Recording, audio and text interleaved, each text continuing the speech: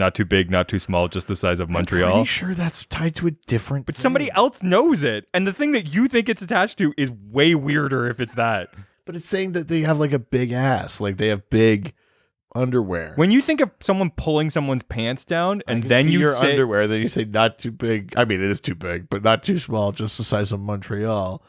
You're just calling them fat, right? Like that's all it is. Yeah, I've never heard that version. That's all I know that from.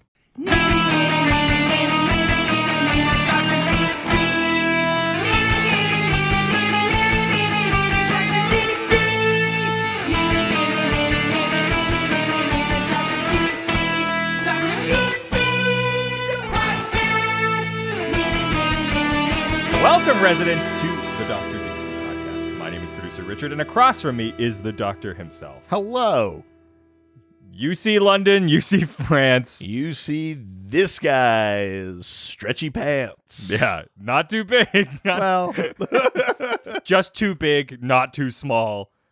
Definitely the size of Montreal, Yeah. which is like 4,000 kilometers. I've been banned from Montreal.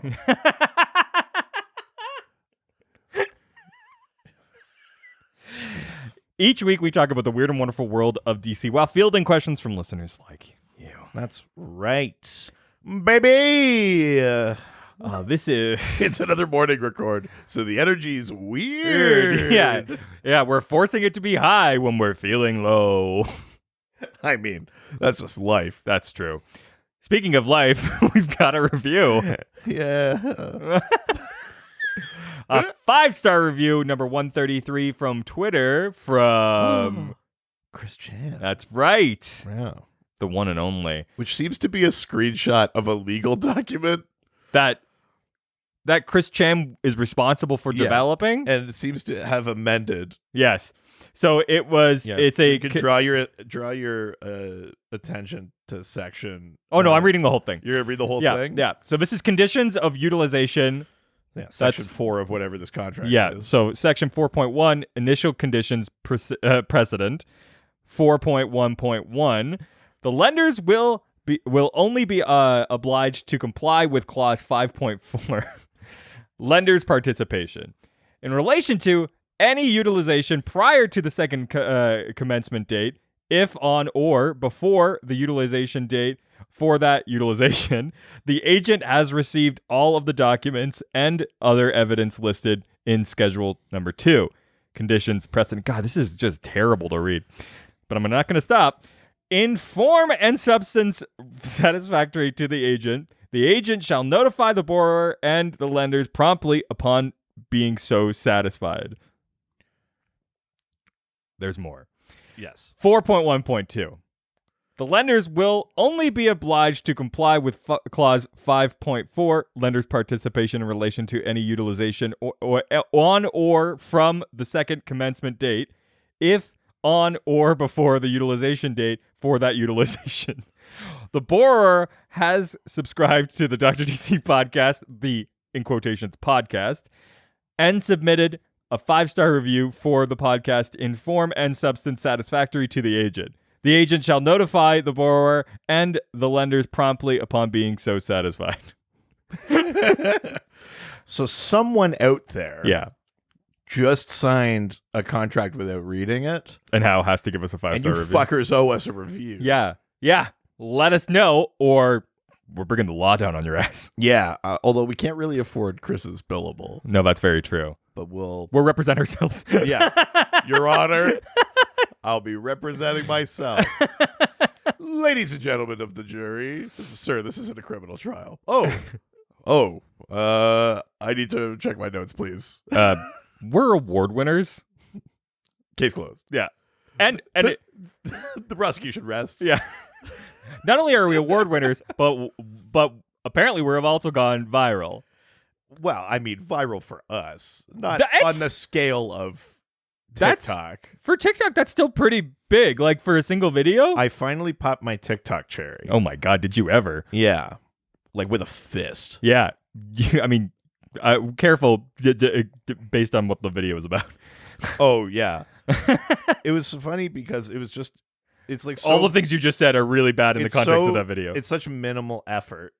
I just TikTok, baby. I just stitched myself on a video of some guy dressed as Deathstroke saying that Batman abducts children, and I just said, "You know what Deathstroke's done, right?" And it's currently at 12.1 thousand views and almost 2,000 likes. Yeah, that's good. And 70 comments. That's very good for TikTok even. So, I have to keep following it up now because now I'm caught in this like whirlpool of. It's basically like academia. It's like publish or perish. Well, I mean, yeah, that's where I'm at right now. It's true. Let's see, like the top sort of my not viral TikTok is almost at 200 views. Which is not bad. Like the top person on TikTok that I follow, Call Me Chris. Like her videos. Oh yeah, I follow her too. Yeah, generally around like 600,000, which is like the top person. That's crazy. Yeah. So you're not that far. I mean, yeah, I see. I take your point. That's pretty good. Oh, by the way, I started following another very strong-willed woman on TikTok. Oh, yeah? She's kind of got like silver hair. Mm-hmm. I'll send her to you. Thank you. I appreciate I balance that out by also following like Paul Scheer and stuff like that. Like, I have legitimate interests, and then just give me stern women and ones with big noses and dark hair. That's basically all I really need. Yeah. Yeah. I realized I can't believe it only occurred to me like recently, but I got a real thing for Angela from The Office. Oh, really? Yeah. Nah. She's so uptight. I know, but wrong body type. I mean, 100%. I'm not into petite very much, but a lot of the attitude's there, and that could go a long way. You want someone that like is sort of like indifferent and mean? Like views your existence in contempt.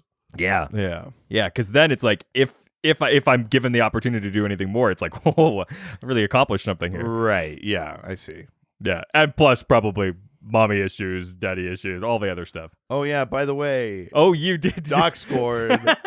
I'm gonna post it in the are you? Thirst Traps thing later. Oh, you've got to subscribe. Everyone in the Doc scored. I will have posted it already by the time you're listening to this. Go to bdsmtest.org. Oh yeah, and fill out the full test. Do the long form test. It takes like 10 minutes. Yeah.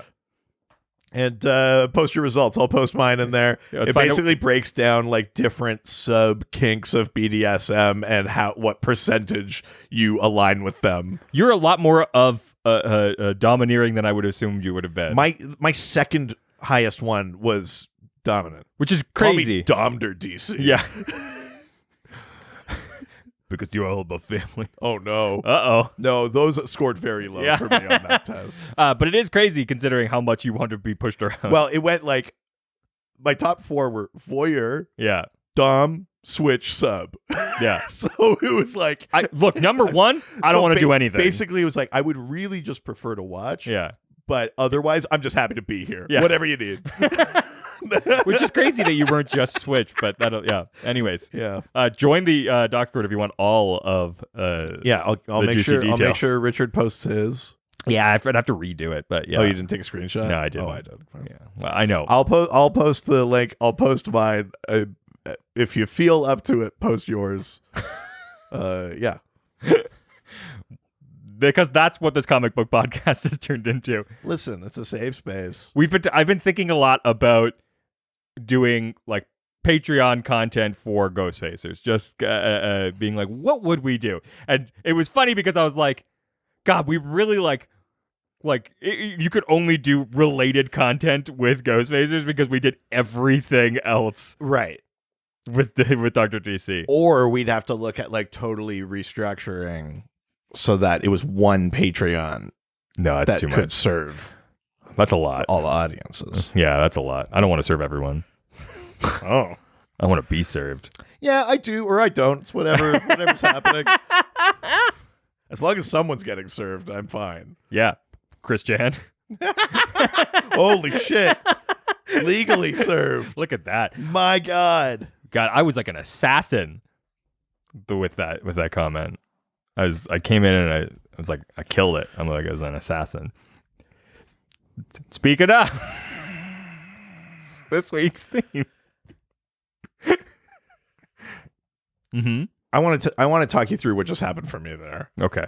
You said a joke. Yes. That was pretty lame.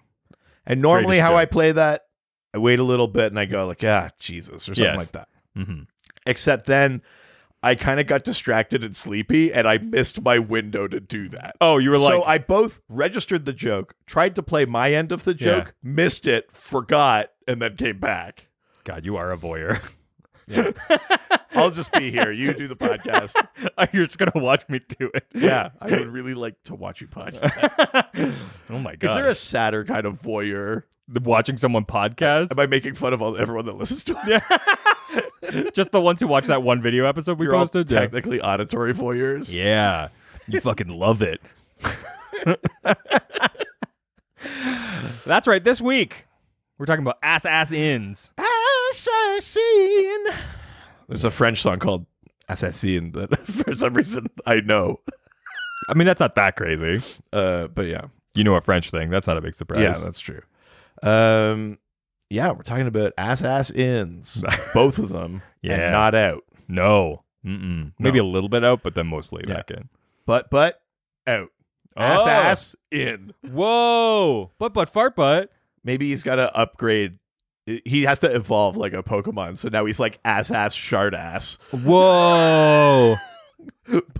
but fart butt has evolved to ass shart ass. The only one way you're going to find out if he did it or not is joining our doc squad. I do love when the names change on the doc squad. It changes so much, though. I have no idea who anybody is anymore. I think that's why I like it. It really throws me off guard. And Although I also basically haven't posted in like 3 days because I'm like, I don't know who's who. Well, I know. It creates a lot of anonymity, but also you start realizing who people are just based on the way that they like engage, though. Yeah. Like I'm pretty sure I always know who Bruno is. Right. Like I'm always pretty sure just based on the sound of his voice.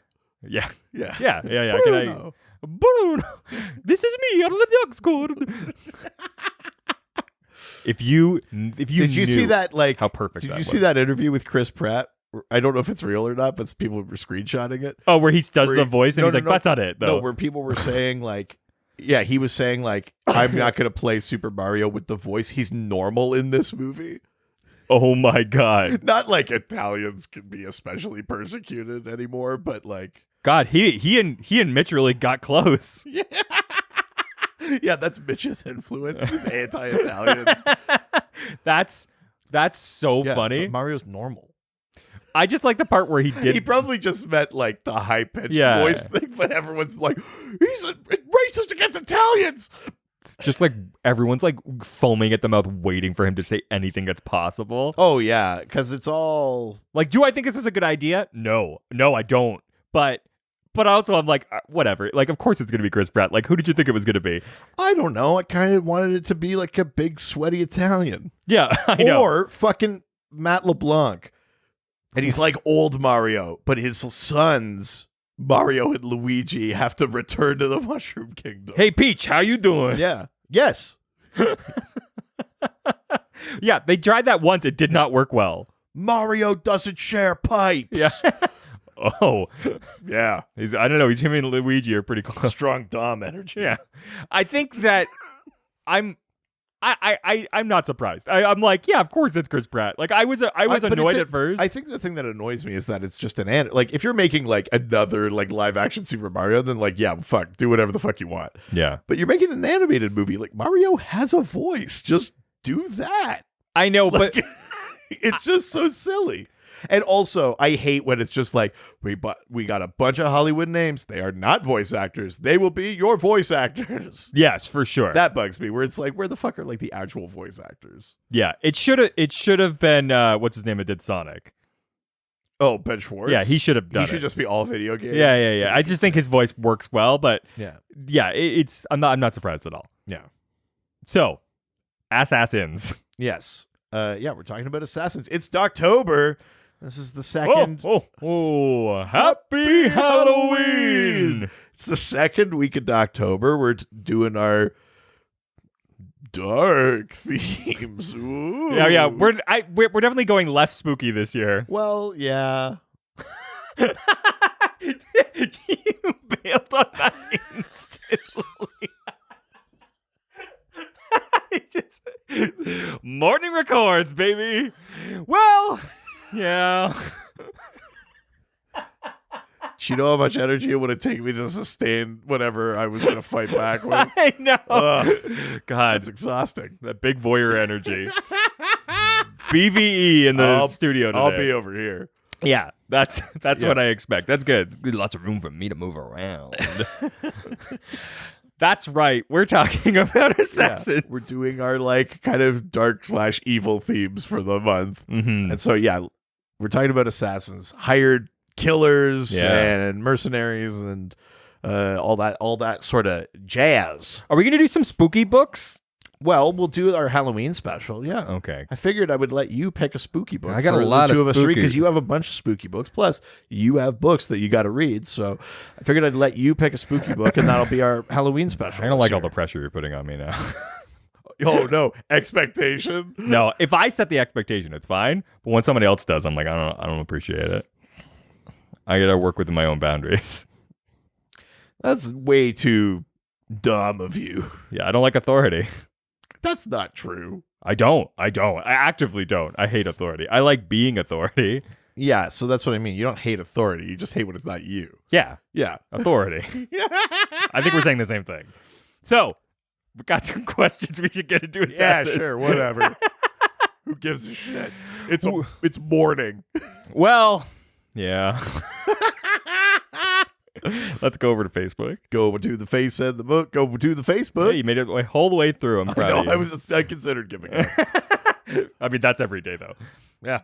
So, first question comes from Felicia Bailey Cashin, who asks, which DC assassin would you like to see get their own TV show / movie or be added to video games? Ooh, that's fun. I mean, weirdly, Lady Shiva doesn't not appear in some things. Sure. But she also, like, the fact that Shiva is not in Injustice, the fighting game, Yeah. is kind of crazy. That is. She's really, like, made for it. I mean, it seems like the obvious answer, but, like, you got to put Lady Shiva in Injustice. Shiva is barely in Arkham Origins. And she's really not in any other video game, particularly. Movie-wise, she kind of barely shows up, other than Soul of the Dragon. Mm-hmm.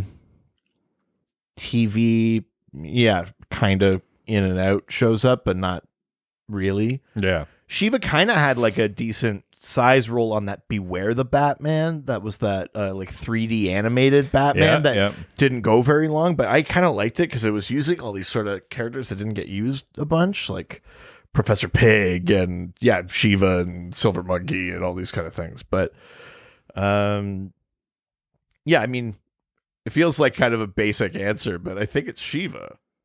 I mean, that's fair. She's like the preeminent fighter in DC. The fact that she's not in the fighting game is sort of wild. Yeah. I'm going to go with something only just because I've recently got a very large collection of this character. Sure. And now I'm kind of like on board for this character. Okay. Very recently.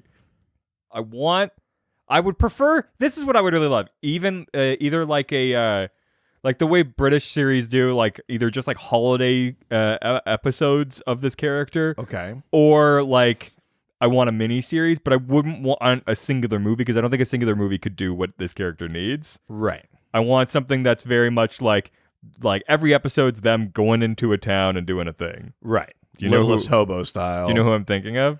I don't. Lobo. Oh shit! I think the main man. I think we're in a position right now. We've done some Lobo before. Yeah, we did a but Lobo. you're finally getting. Well, because I have so much Lobo but right you're now. getting in now. I have like have you been reading it? A little bit here and there, but I have so much of it now that I'm like most of Volume 2 that I'm like, hey, I think I'm on Lobo's side right now. Here's what the 90s are back. So sorry, you mean for TV or video games? TV. Or movies? TV. You didn't watch Krypton, right? No, I did not. Because Lobo's in season 2 of Krypton. I don't think that version of Lobo is crazy enough, though. Yeah, I mean I think he was good, but yeah, I know what you mean. He's not as extreme because he's made for that show, and Yes, that yeah. show was not extreme. Yes. You need like a super 90s, like 90s are back. Right. Go with it. Sure. Do like a super 90s, like extreme Lobo, like parody all of the extremeness of the 90s. Like I Right. think right now, so Just- much of just other lean in. so much of other 90s stuff is back at this point. It's enough that people will find it comical, but Right. like go with it, make it comedy, but also like do it the way that the paramilitary Christmas special. Sure, like yeah. do all of that stuff. You could do it for holidays. You Right. could do it as like a mini series, but I think it is so perfectly ripe for like fun comedy and like Yeah. I think it could totally work. It would be like a really good like 10 episode HBO Max Yeah. kind of thing where you could like have all the violence and the gore and the stuff like that. Who's a slightly more extreme version of Jack Black? That's who I want. Right. Yeah, like Jack yeah. Black's a little too family friendly, but just like slightly slash more old slash yeah, totally. But like a slightly more edgier version of it. Oh, Right. Who's that guy from? What's the? I mean, we've said it before. I mean, Jason Momoa, if he wasn't Aquaman, 100%. would have been the best Lobo. Yeah, 100%, 100% perfect. He would have been like iconic. Yeah, it's upsetting that didn't happen, but it's okay. Yeah. I'm beyond that. Who's the guy from Fantastic Beasts? The like fat guy. What, like the friend Yes, as Lobo? that actor. If I you've guess seen I've him, just never seen him in anything where I get that. Did vibe. you I see- mean, he's an actor. You can what's probably do it. What's that movie where they go to George Lucas's to get episode 1? That movie. Oh yeah. That's the same guy. Oh shit. Yeah, Oh shit. Yes, it is. he's got the right energy. Oh fuck. Yeah. Interesting. Yeah, I think he could totally do it. You get him to get in a bit of Yeah. shape. I think he could totally knock it out of the park. Interesting. Or you just get another wrestler. Well, yeah, I mean, sure. Yeah, of course, that'll always work. Yeah. Can Roman Reigns act? Sure. Is he any good? Like, honestly, that's a legit question for the people that watch wrestling and stuff. Is Roman Reigns like a good enough actor Rivers? to bump him up to like Batista? Yeah. I mean, not even saying that Rock is good, but he's undeniably charismatic. So like Batista, Rock, that sort of shit. But I just want like a kick the fucking like doors down, ridiculous, murdery like HBO like miniseries. Yeah, I like it. I think it'd be really fun. I like it. Yeah. Okay. That answers the first question. Next from We've Only Just Dandon, who asks, what is Lady Vic's deal? How It's a real stump question. I know. How deadly is she compared to some of the heavy hitter assassins? So Lady Vic is like a British aristocrat who Okay. like trains and is all the things you expect an assassin to be: expert martial artist, great marksman, all Kill those people. like all those sort of things. I think she started doing it maybe to like in that way that like the aristocracy lost all of its wealth to the nouveau riche, and then they had to start marrying the quote unquote lower class because the lower class was richer than they were. Oh, interesting. I think she maybe kind of went into that to sort of pay off family debts kind of thing. But she ended up like she worked with Blockbuster a bunch and like fought Nightwing and shit. I think she was part of Vandal Savage's like anti-Teen Titans group, the Tartarus. I think she was in there. I think she's pretty skilled. Like Lady Vic is not like a nothing character, but she's kind of off to the side because she's often fighting like Nightwing, not Batman, or Sure. you know what I mean? Like she's only off to the side in the way that like Nightwing villains are off to the side. They're actually like relatively big and competent, but they're just not the ones that are fighting the Justice League. Because even Blockbuster, right? Yeah, Blockbuster's yeah, a big villain, but he's mostly just fighting Nightwing. Yeah. You don't see him tango with the Justice League or things Sure, like that. yeah, really. yeah. And I think Lady Vic kind of falls into that category. I think she fought like Tarantula and Nightwing, and yeah, she's mostly like a Nightwing adversary. I think I'd put her up there. I mean, the power ranking thing of assassins is difficult. Would she make my top 10? Let's put it that way. Depending on the list. Well, I mean, of assassins being good at their jobs. Oh, okay, yeah, let's say. Okay. She might barely miss it. I'm trying to think of, like, if you just asked me, name assassins in DC, would I think of Lady Vic right up top? Probably not. I'd probably think of, like, everyone. Like, sure, Shiva, Cheshire, Deathstroke. Yeah. You know, I'd go through, like, all of those lists first. She might be around, you know, between, like, 9 and 12 on the list. Is probably where I'd put Lady Vic. I think she's competent. I think she's good, but maybe it's just because she's a little shunted off to the side. Maybe she's just not top of mind. So if, in comparison to the other heavy hitters, like, relevancy, not as high for sure, but, like, ability, it's challenging because I think she's not been given enough runway, maybe, potentially, to show. Part of the thing that determines that is, like, Shiva fought Batman. Yeah. You know, like that. Like, we're like, Deathstroke took out the Justice League, and you go like, shit. It just hasn't happened with her, but I don't know that it means that it couldn't. Yeah. It's not. You know, she hasn't been proven to be lesser. She just hasn't been operative. Although, even as I'm saying, like, Lady Vic versus Justice League, I think if that happened, I'd be like, come on, like. It's the two-way street. Yeah, I think that because it hasn't happened, but if it did happen, I'd go like, is it? For sure, because if you hear Deathstroke, you're like, sure, that makes sense. You know, like, whether or not you could make the argument, it's like, could Deathstroke really beat the Justice League? But you know the tier of character that they're trying to work with, and you go like, fine, for the story, he pulled it off. You know what I mean? Like, you just kind of you go with it, even if you're like, I don't personally agree he could beat Green Lantern or whatever. I think Lady Vic's definitely. I don't think she's there. That's gonna be. I'm sure we'll get a question where we're comparing them all, but that's interesting. Yeah. It's a tough. Yeah, it is tough because it comes down to the same question as the canon thing. What is canon? It's like, it was whatever has been done and is referenced. Yeah. And so it's the same thing with, like, what you're talking about, abilities of characters, like who could beat whom. And it's like, well, this is how it is for now. Yeah. You know, next week they could come out with a comic with Lady Vic in it, and she, like, kicks the shit out of Aquaman or Wonder Woman or something, and be like, oh shit, we really underestimated Lady Vic, and they put something in the comic, and she's like, you always underestimated me, and you go like, fuck, she's always been good, and now that's canon. But, like, for now, I think she's not on my kind of top 10 assassin list. Lady Shiva has a really deep voice.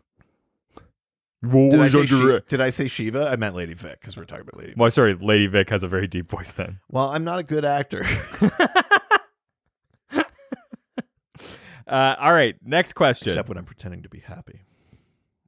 Oh, you think you're a good actor? Oh no.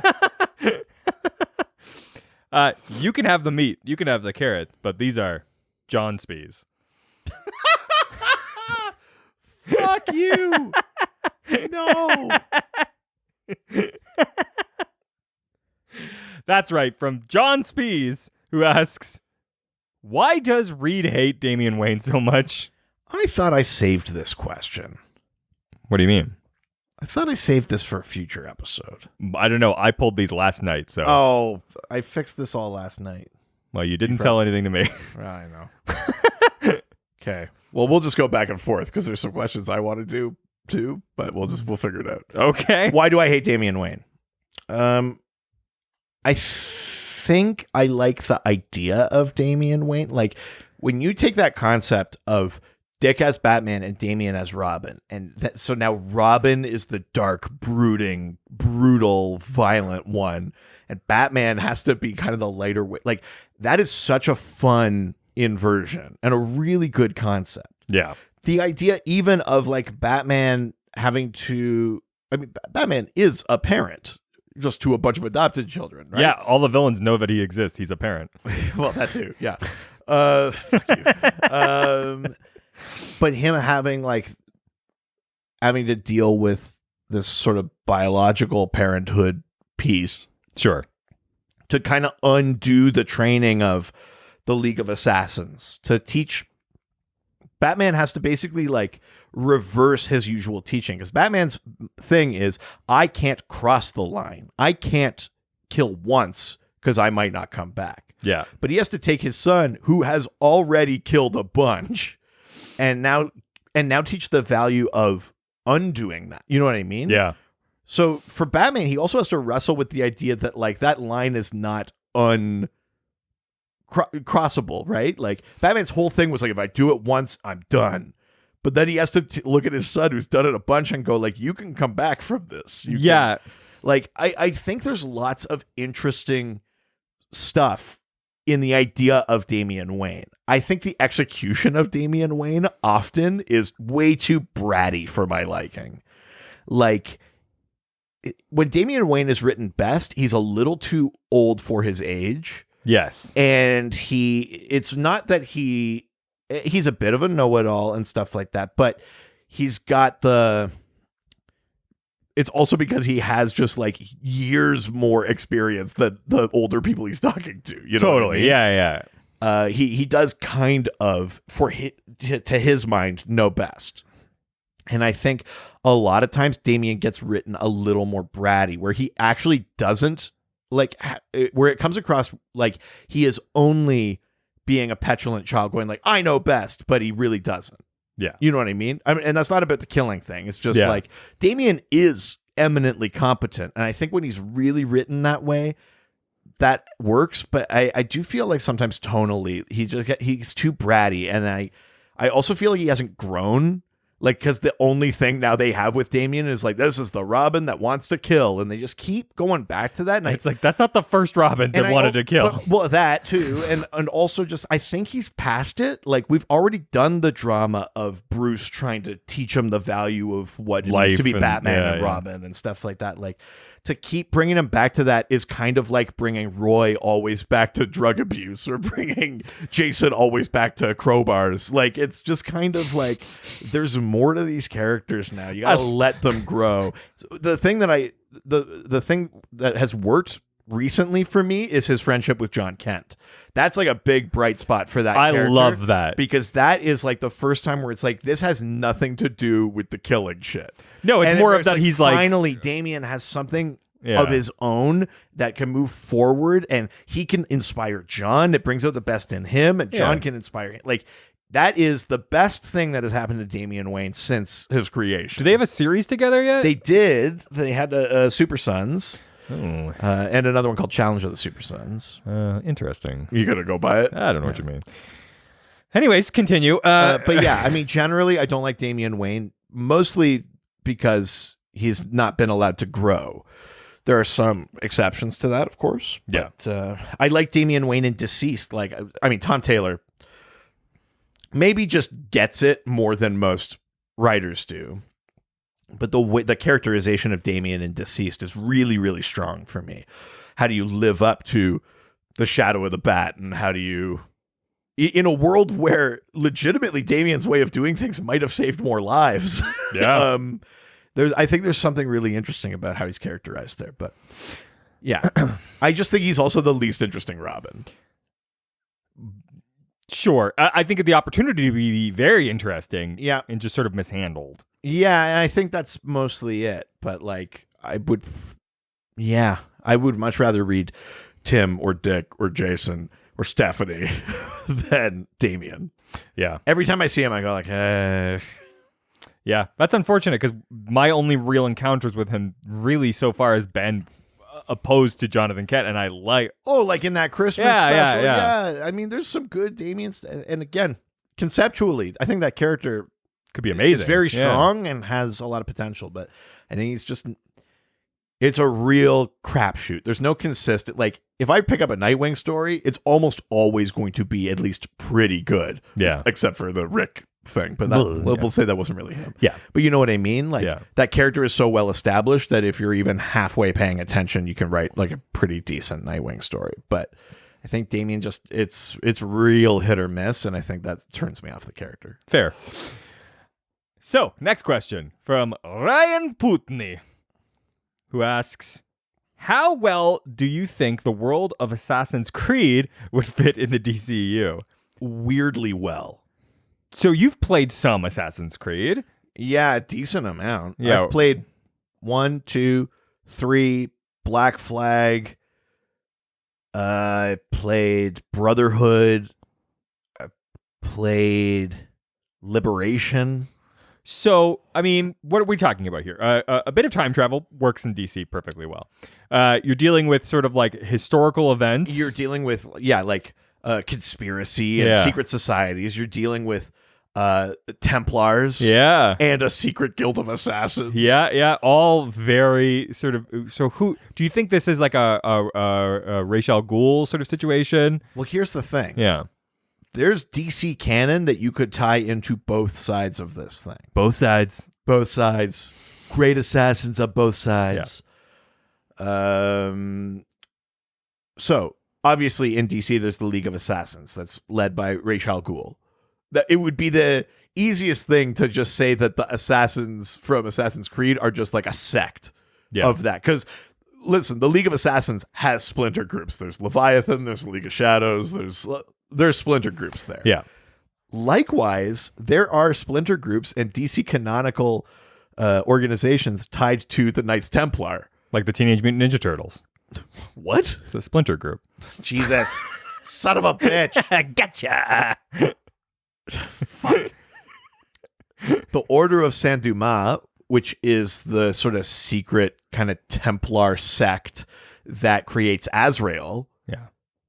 They are like, they split off from the Templars. Mm-hmm. So you could say that like maybe the stuff from Assassin's Creed is like the main Templars, but then over here there's the Order of Saint Dumas, because they also have this like technology and stuff. The Suit of Sorrows has like tech and things. Like, it would not be that hard to tie in the idea of like genetic memory and stuff like that. DC already has reincarnation in other characters. Like, the core concepts of the Assassin's Creed games are really, really easily translated to DC. And even the bigger thing, because isn't the thing that they're after, like, what are they calling it? Like precursor technology or something like that? Yeah. Aliens have come to Earth a bunch of times. Like, even just the Thanagarians came in ancient Egypt or what, you know what I mean? Like, you could really easily retcon all of Assassin's Creed into taking place within DC. You know what's crazy? It's not that hard, and I think that's pretty wild. It's insane to me that Ubisoft hasn't gotten to do a superhero game. Yeah, I guess not. WB Montreal did. Because Ubisoft, like, because Arkham Origins. Because I feel like the Assassin's Creed, that model works really well for a superhero. But I think that's the engine that a lot of, Yeah. like the combat engine that sort of was like a prototype thing in Assassin's Creed got kind of refined for Arkham, refined further for Spider-Man. You know, the way that the combat happens is definitely based on the stuff Assassin's Creed laid out. Because it would be interesting. But you're right. It's weird that they haven't literally worked on. They every unless year we're missing something. Every year they just like skin over a new Assassin's Creed like landscape, right? Just make it a DC one next time, like just like instead of like the assassin, it's just like it's like Lady Shiva or something. But I mean, but again, if Warner Brothers tomorrow just like bought all the rights to Assassin's Creed, it'd be the easiest thing in the world to make that canon to DC. Yeah. Because it's all essentially supposed to be secret, and the organizations that are involved, you just make a splinter of the ones that already exist in DC, and you go like, yep, there they are. They've been there the whole time. And you go like, well, shit. And you replace just generic aliens with like, they're after like nth metal and Thanagar tech from when they landed in ancient Egypt or some other alien. You know what I mean? Like, the Durlans were here 4,000 years ago. We need this. Or you're a Durlan. The Gordanians or whatever. You know, like, I don't think it's that crazy. That's awesome. Do you think if Commissioner Gordon like went back in time and started his own group, they would be called the Gordanians? I just bought the omnibus for Super Sons. Was it you that told me the joke where there's like a Batman shampoo and conditioner Gordon? I know, but that's very good. Yeah. That's very good. Or that they should make that they make the Batman like twist off shampoos, but they should make Gordon. Conditioner Gordon. That's so fucking good. Yeah. I like that a lot. That's very good. Yeah. That's a me type joke. I'm all aboard. Yeah. Body wash Al Ghul? No. I'm gonna leave. No, I just want to make these jokes now. What's Yeah. That's what the TikTok is for. Oh, yeah. Anyways. Yeah, I really need to get some cream for this Ray Shell Cool. Doctor, I've got a really bad Ray Shell Cool. Sorry, a Rosh. Yeah, I hooked up with my enemy's daughter, and now I have a Ray Shell Cool. Oh, no. It's a race war. Oh no. I still will never get over that in Fast and Furious. It's they called call race the big war. race wars. Race wars. we're going to race wars. Incredible. The omnibus was on sale. It was great. Of Super Sons? Yeah, I got it. Nice. Yeah, it was like $100. It was great. Dude.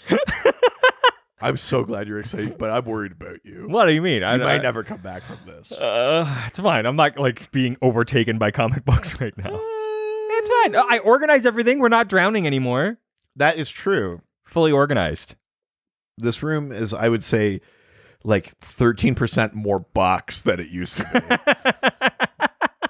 be. Look, it's fine. It's fine. It's I'm working on it. It's okay. I've got that one. Oh, do you? Yeah. The Flash. Fastest Man Alive. Yeah. Yeah. I'm very excited about that. Yeah, I've got so much new stuff. I finally went into the single issues at our comic book stores and we're like, oh, these are the things that I need. I know, but you still haven't even read this shit. Well, I know, but once I No, there's no end. You're always pitching it like once I finish it, then I'll read. Yeah, when I'm completed my collection. Like it's some sort of fucking Thanos quest. Yeah, I'll get to the... You're like, I'll finally farm once I kill half the universe. I really can't farm before then. That's true, I like can't. A fucking maniac. Yeah, I'll run my fingers through all the comic issues and... Just put a bunch of fucking salt in whatever broth I'm making. Yeah, exactly. I just need to complete the collection, and then I'll be able to be satisfied and read some. It's fine. It's fine. What's funny is that I haven't touched a single issue. I've only been reading trades. I mean, that's fine. You got to get through stuff, however you want to do that. Yeah, but you got to read this shit.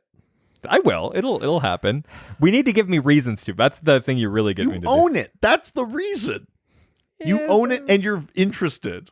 That's the reason. I know a lot of things I don't engage with. Like my business. It's fine. I eventually put enough effort into anything, it'll just read itself. That's how it works. That's how I'm going to treat parenting. So I don't. I read you 6 books. Listen, sometimes when I'm lonely, I read myself too.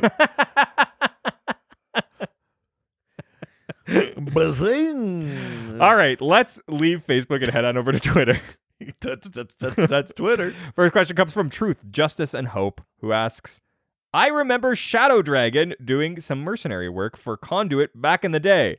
Am I remembering that right? I actually don't know who either of those two people are. So yeah, so Conduit is he grew up in Smallville. His name is Kenny Braverman. He's like a person Clark grew up with. He was basically like if Clark was the star athlete, Kenny came second. Sure.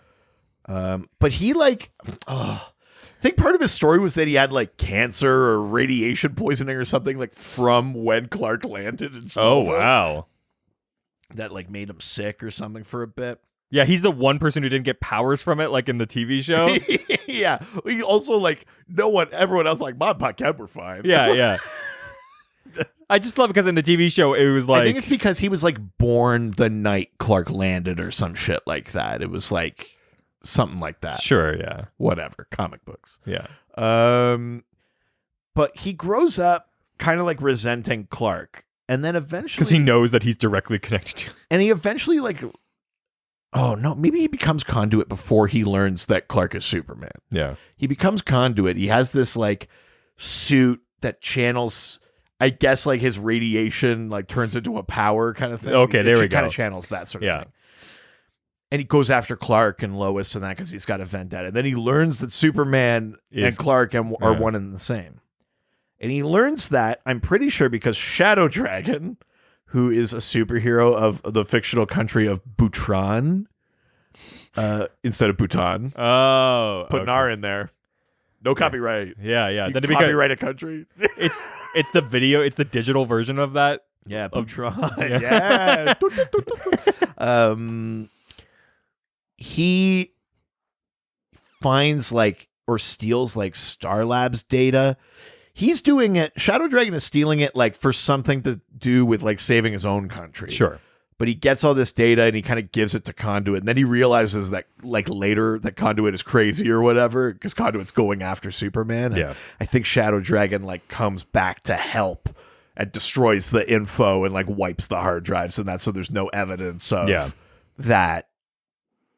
But I don't know that he's I can't remember if he specifically was being paid by Conduit, but that's the connection. These are two characters that basically are on sort of separate paths, but they sort of intersect in this one kind of area. But yeah, Conduit is basically a Smallville resident, Clark's age, who hates Clark and then gets a suit that channels his powers and stuff. And Shadow Dragon, is he's an exiled prince or something from his country, but he becomes their superhero. And wow. Yeah. It's a very 90s kind of thing. I think that's all Jurgen's Superman era. But Shadow Dragon did some mercenary work. That's the bit I don't remember is I don't remember if he was actually specifically working for Conduit, being paid, or if he was just I have this thing. I know you're after this thing. Sure. Here you go. Yeah. That's the piece I don't remember. But yeah, essentially, that would, if there was going to be any work that he did, it was that. It was providing the Star Labs data on Superman to Conduit so that Conduit found out that Superman and Clark Kent were the same. Okay. Fair. Yeah. All right. Next question from James Lloyd, who asks, did Leviathan, the organizations when Honor Guest and Talia al Ghul were still around, technically still count as part of the League of Assassins, or was it split off kind of like the League of Shadows was? And if both groups are separated from the League of Assassins, what makes the League of Assassins an actual league and not just the Foot Clan? Okay. I'll answer the second part first. What makes something a league? It's using the word league. I mean, really. If the distinction is that there's all these splinter groups, are you really a league of things? I mean, technically, yes. They could call themselves the Foot Clan too, I guess. I think league feels a little more global, a little kind of bigger. But it does sort of imply a cooperation of entities. If you are in league together, it implies that there are some separate functioning pieces that are all moving together. That's the thing with the Justice League.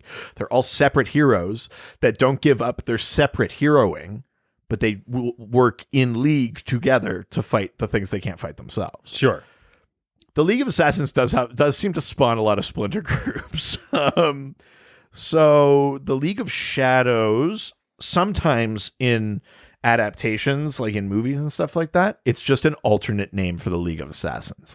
I'm pretty sure in the Nolan Batman movies, they call that organization the League of Shadows. Yeah, they do. It's oh, yes, but theater. Whatever fuck Bane says. Theater. I fucking forgot. It's the morning. Who gives a shit? Theater. That's when Bane finally becomes an auteur director. Yeah. Yes, theater. Places, everyone. Oh, my offense is rank. It smells to heaven. Okay, fussy. Step, turn, step, pivot, step. He's choreographing. One singular sensation. 76 trombones. Oh God, I need this job in theater.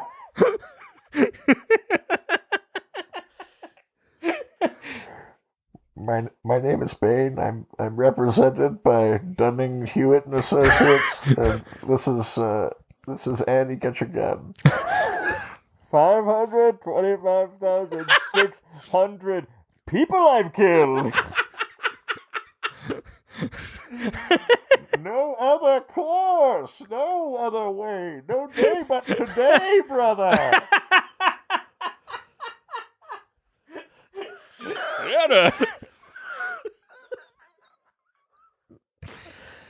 Oh, successfully mined. Musical theater pain. Our characters are getting so specific. Unlike before. Like Office Thon. Yeah, so so in like the Nolan versus Batman movies, and I think on Arrow and stuff like that, they just refer to Ra's al Ghul's organization as the League of Shadows. But in the comics, the League of Shadows is like a separate splinter group that I believe is led by Lady Shiva. Don't ask me to define what the difference in their mission is. Suffice it to say that it's like a difference of opinion about like what their purpose should be. Like Ra's al Ghul has a very particular vision. Shiva disagrees. The ones loyal to Shiva go with her, are the League of Shadows kind of thing. The same sort of thing is true of Leviathan, which is Talia al Ghul splinters off from her father and creates this other organization called Leviathan that she kind of puts forth as like the exact opposite of Batman's operation. Specifically the opposite of Batman Incorporated. Okay. Where she was like, I think Talia's thing is she's like way more anti-capitalist than Ra's al Ghul is. Yeah. So like Talia's thing is like, you're using your wealth or whatever to like impose order. We're going to just tear the whole motherfucker down. Yeah, Ra's is a little bit more vague where it's just like, things are just like not going good. And I think it's because of big cities. And it used to be way more like ecological. Like his first appearances, it was about like ecological damage caused by civilization and stuff like that. And now it's just like, cities this one fucking city in New Jersey is just so goddamn unequal. Yeah. So I'm going to fly 4,000 miles to put a microwave emitter on a train. Because you know there's... Because you know LA and China and... They're fine. Yeah. There is no inequality in Los Angeles. Yeah. Bangkok, super... everywhere else is fine. But Gotham fucking City, New Jersey is just a blight on the map. You know New York's right across the river, right? Things were going fine.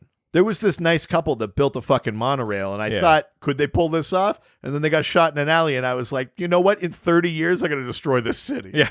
You know Metropolis is like also not that, like, it's the same country, also probably have huge issues with that. No. New Jersey's a shithole. They won't miss it. Yeah. Oh, okay, yeah. Like, it's true. Racial, when you, like, especially in the context of those Nolan movies or whatever, you know, he says things like, you know, we use, like, the economic tools, like you caused the Great Depression, and then like things kind of just got worse after that. So it's like, good job, Raish. That's like going after Detroit, and it's like it's already crumbling. Like, stop, he's already dead. Like it's slowly getting better, but like that's what it's like going after Detroit now. Like it's like tech industries coming in there, and in some ways that's worse, but it's also making it better in some ways. And it's like, no, now it needs to get taken down. It's like, no, but someone's trying to fix it. Where were you 20 years ago? Yeah, I know. When things were starting to go bad, and you were still a million years old and could deal with it then. But this is just it. Like, Raish's plans are seldom worldwide. Yeah, it does feel very arbitrary. But yes, to answer the question, there are lots of splinter groups to the League of Assassins, including Ninja Turtles, Leviathan, and the League of Shadows. But it doesn't make it less of a league, because presumably... Well, yeah, maybe it does make it less of a league. Because it's not like uniting other assassin groups. It's just one group. Yeah, but I just looked it up. The dictionary definition of a league and a clan are exactly the same thing, which is just bringing a bunch of people together because they have the same interests. Okay, well then there you go. Yeah. It is technically a league, but could, by the same token, be called a clan. Yeah. So there you go. Yeah, no differentiation. Yeah. Okay, next question, which means that... The sun'll come out tomorrow. Bet your bottom dollar, brother. Tomorrow. But not tonight, because it's a dark night. Theater. It's just turning into a Muppet. Hey, theater. Waka waka, brother. I would love to see a Muppet Dark Knight. Like they do a condensed version of all three Nolan movies. You could totally do that. Yeah. Have you watched the new one yet? The Haunted Mansion? Yeah. I haven't seen it yet. It's cute. It's fine. It's not as good as other things, but like it's cute. It's Is for it kids. like on level with like Muppet Treasure Island? Oh God, no! It's Ugh. worse than Muppet Treasure Island, but God it's like damn it's it. fine. It's also more of like a special than like a movie. Oh. You know, it's like you know what I mean. Like it feels more like not like a specific telethon where people are calling in, but it feels more like that than it does. Like it's a presentation more than it's like they're in a movie with a plot kind of thing. Here's the problem. They figured out what really I think works for Muppets, which is like put them in like a thing, like a themed thing. Like I think the like classic Muppet stuff is good. It just I don't think it works anymore. Like the weird like variety show thing. Like I just don't, because that was like parodying. I disagree. I think that's the only thing that works. Oh, I only think it works when it's like a parody. Oh, sorry, or the literature thing. Yeah. It works when it's like parodying off of something. But the things that don't work are when it's just a thing about the Muppets, where it's like Oh, Muppets yeah. in space. It's just about Gonzo. Yeah, that yeah, doesn't yeah. work. Like, about how the Muppets are a legacy or something, and that doesn't work. Like, like I actually like Muppets Most Wanted. I think it's pretty good. the beginning of it's good because of like the theming of it, like the parodying of Yeah. it. I think the problem was like the its initial conception worked because it was playing off a thing that was really prevalent in the era at the time, which is like these big variety shows and stuff like that. Like it's a thing But that that's where the Muppets work. It's like short form, like vaudeville. Like that's the whole genesis of the Muppets. Like I think if you're gonna make the Muppets work, they should just be a sketch show. And be aware that they're a sketch show. I think the literary thing though works though. Like That also works, but I just mean like the Haunted Mansion thing is like not quite far enough into sketch for me. if they were doing an actual like remake of like Edgar Allan Poe or something like that, Or yeah, that would work. Yeah, I want to see Gonzo doing the Cask of Amontillado. Yeah. Or it would be like Bunce. That would be Honeydew and Beaker, and he'd be bricking Beaker in. Yeah. Slowly. Beaker would be like meep meep. He'd be like, "It's okay, Beaker." He'd just, Quaff the raven. Beep beep. quote the raven. Yeah. Quote the raven. I think that would work. That's why I think the Batman thing would work really well. I would love to see that. Kermit would make a great So you're Batman. saying Fozzie would be Bane? Yeah, Sure. obviously. Yeah, I think. The Eagle is Sam the Commissioner Gordon. Yeah, Sam the Eagle is Commissioner Gordon. Yeah. Definitely. Easy. Yeah. Oh, what's his name? The little dork guy with glasses is Robin. Oh, Scooter? Yeah. Yes, of course. Yeah. There we go. Miss Piggy is Catwoman. Mm-hmm. I think you throw what's his name? Deadly, Yeah. the dragon guy. He's Alfred. Oh, yeah. Obviously. Yeah. Yeah. I think this works. Yeah. We're good at this. All right. Next question comes from. Oh, we're leaving Twitter and we're heading on over to Instagram. Now we're going to Instagram, take some questions and answer them.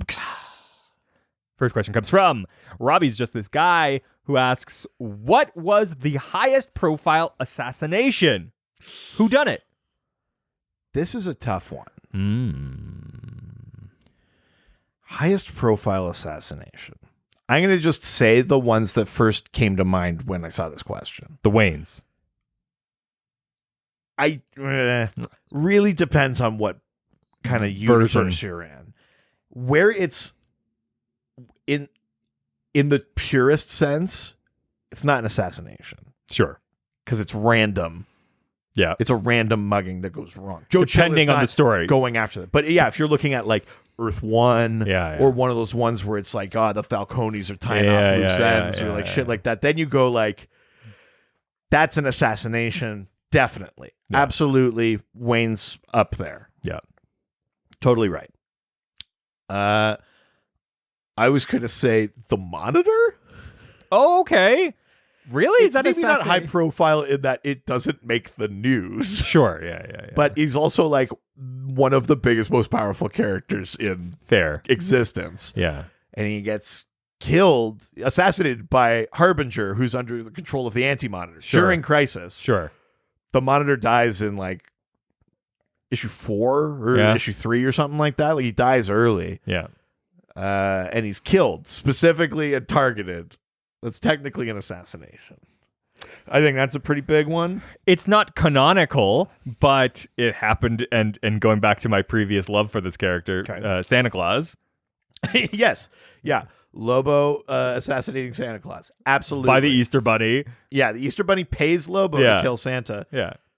Purest definition of that. Very high profile Santa Claus. I mean, come on. Absolutely. If the opening credits of Zack Snyder's Watchmen are to be believed, the comedian killed JFK. Oh, yeah. God, all I smell is ham right now. I don't smell anything. Really? It's really potent. I can't smell it. Oh, yeah. You did that. That's just a general statement. You don't mean specifically about the ham. No. In that Pax Americana, I don't know if you remember, which takes place on Earth 4, Peacemaker assassinates the president by doing like a halo jump and like sniping him from the top down. Yeah. Which is kind of crazy. Yeah. I mean, that's an alternate Earth kind of thing. Sure. You know, that's in there. Ah, man, high profile assassinations. See, some deaths don't count as assassinations. You know, because like the death of Blue Beetle is just being murdered. Yeah, exactly. He wasn't like at an event and someone takes him out. I feel like assassination it needs to be contracted. It's that is an element of it, and I think it's also like the importance of the person. So you're usually talking about political figures or big CEOs, or major celebrities or something like that. Because I wonder what the definition is, because I think the contract thing is a big piece of it, right? Yeah. You know, I think if you're actually, I don't know that that's true. Like, because JFK was assassinated. Lee Harvey Oswald wasn't like, well, maybe. I mean, that's oh shit, we're gonna blow this wide open. Yeah, and, you know, John Wilkes Booth wasn't paid to kill Lincoln. Okay, so Merriam-Webster's dictionary defines assassination as what a lovely wedding this is. Yeah, perfect wedding speech. To murder, usually prominent person, by sudden or secret attack, often for political reasons. Yeah. Or to injure or destroy unexpectedly and treacherously. So it's just killing somebody. I guess it's... But it's killing someone, like, for an end. Yes. Beyond just killing them. Yeah. Yeah, like, if we take out this person, then this policy doesn't go through, or what kind of thing. Yeah. Yeah, that's tough. I mean, it's funny to be asked a question like that, because, like, open a comic book, I guarantee there's an assassination in it. Like, but I think it's a tool that's used a lot in a lot of stories, but, like, how high profile is it? You could talk about the Justice Lords in the cartoon when, you know, Superman kills Luthor. That's a full assassination. Mm-hmm. You know? Yeah, I don't know. It's weird. It's a weirder question than you would think it would be. It is. Because I'm like, oh yeah, this character. It's a plot device that's used so much. Like, it's actually not that crazy. I'm positive there was an assassination attempt on Oliver Queen when he was mayor. Sure. Positive. Yeah. I'm positive there have been assassination attempts on Bruce Wayne. But again, partly that those aren't successful. They don't count for this question. Yeah. But also, it's just like, if it happens a lot, then you're like, well, which one is the high profile one? Yeah. You're like, I know. I mean, the Long Halloween's full of assassinations, but all of them are about the same level. Like, yeah. Well, yeah. I mean, it's true. I mean, there's the one from this is not high profile, but I was just thinking about it. The Red Hood, like, fake assassinates the Penguin during, is that Rebirth era or is that New 52? I don't remember, but he does that. But it's all like, or even New 52 Red Hood. New 52 or Rebirth. Maybe Rebirth. He, like, assassinates the mayor or a mobster or something, and you learn it's like a fake assassination. And Batman, the whole thing is like, Batman is like, you did it, and he's like, I didn't. Just calm the fuck down. Trust me. Yeah. And that was just deliberately, the reason I bring that up is it was deliberately high profile. It was like on TV, because part of the Red Hood's thing is like the Green Hornet, where he's like, I pretend to be a criminal so I could go in and take down criminals. Sure, yeah. And so I guess that one kind of counts because it was like deliberately televised and shit like that. Oh, here's one for the Tom King's Omega Men. The Omega Men, like, deliberately, quote unquote, assassinate Kyle Rayner, the White Lantern, like, on broadcast. They cut his throat to demonstrate their resolve. They end up, like, keeping him alive and saving him, and he ends up helping yeah. them. But that's another very like public, like, you know, like, fuck you, Citadel, this is what we're gonna do. Yeah. You know. Oh, interesting. That's another example of that kind of thing. That's maybe the closest you get to like the profile piece, where it's like the televised kind of terrorism sort of thing of it. Yeah. I'm sure there's a million examples and everyone's screaming at us right now, but honestly, it's a weird question because it's like, it's probably both crazy prolific and also totally forgettable. But also, like the other problem with DC is that the levels of profile are so weirdly skewed, because it's like, well, in one way, like, you could try to kill God, but also there's somebody who's like the mayor, and it's like, well, what gets precedence? Well, yeah, and which one is higher profile? Probably the mayor, but it's like, but you killed God. Like, that's that. I think that's the thing that I'm sort of struggling with, because there was there's that fucking For Tomorrow where they like go after the leader of the fucking yes country or whatever. Yeah. But it's like, does that count? Like, I don't want to give anything to that book, let alone that. But no. Yeah. I would argue that book is a character assassination.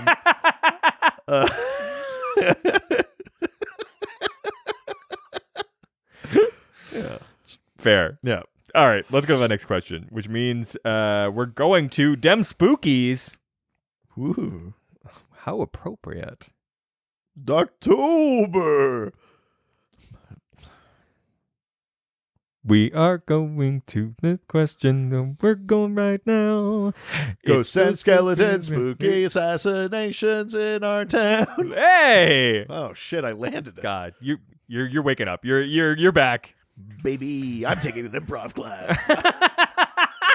Did you start that yet? Yeah, I'm a couple weeks in. How's it been going? It's fun. Yeah. I mean, it's. It's. Do you feel like us doing this has prepared you at all for it? Oh yeah, but I mean, a lot of it's like games right now. We're in such like a fishbowl. Yeah. Where we just know how to work with each other. Sure. The reason I'm taking the class is because I'd like to be able to just have the skills without having to know the other person like crazy well. You know what I mean? You want to do this with somebody else? I think we should riff with other people. Oh my God.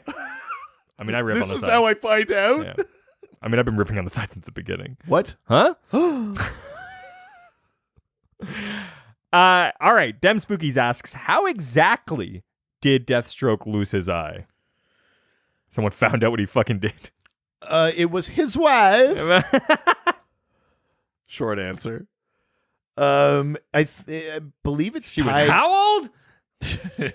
No, it actually isn't anything to do with that. Weirdly, it's tied to like the story of Jericho, right? His son gets captured, and this is and he goes in kind of guns blazing, and he goes to save his son. He does end up technically saving him, but not before Jericho's throat gets slashed. It makes him mute and shit like that.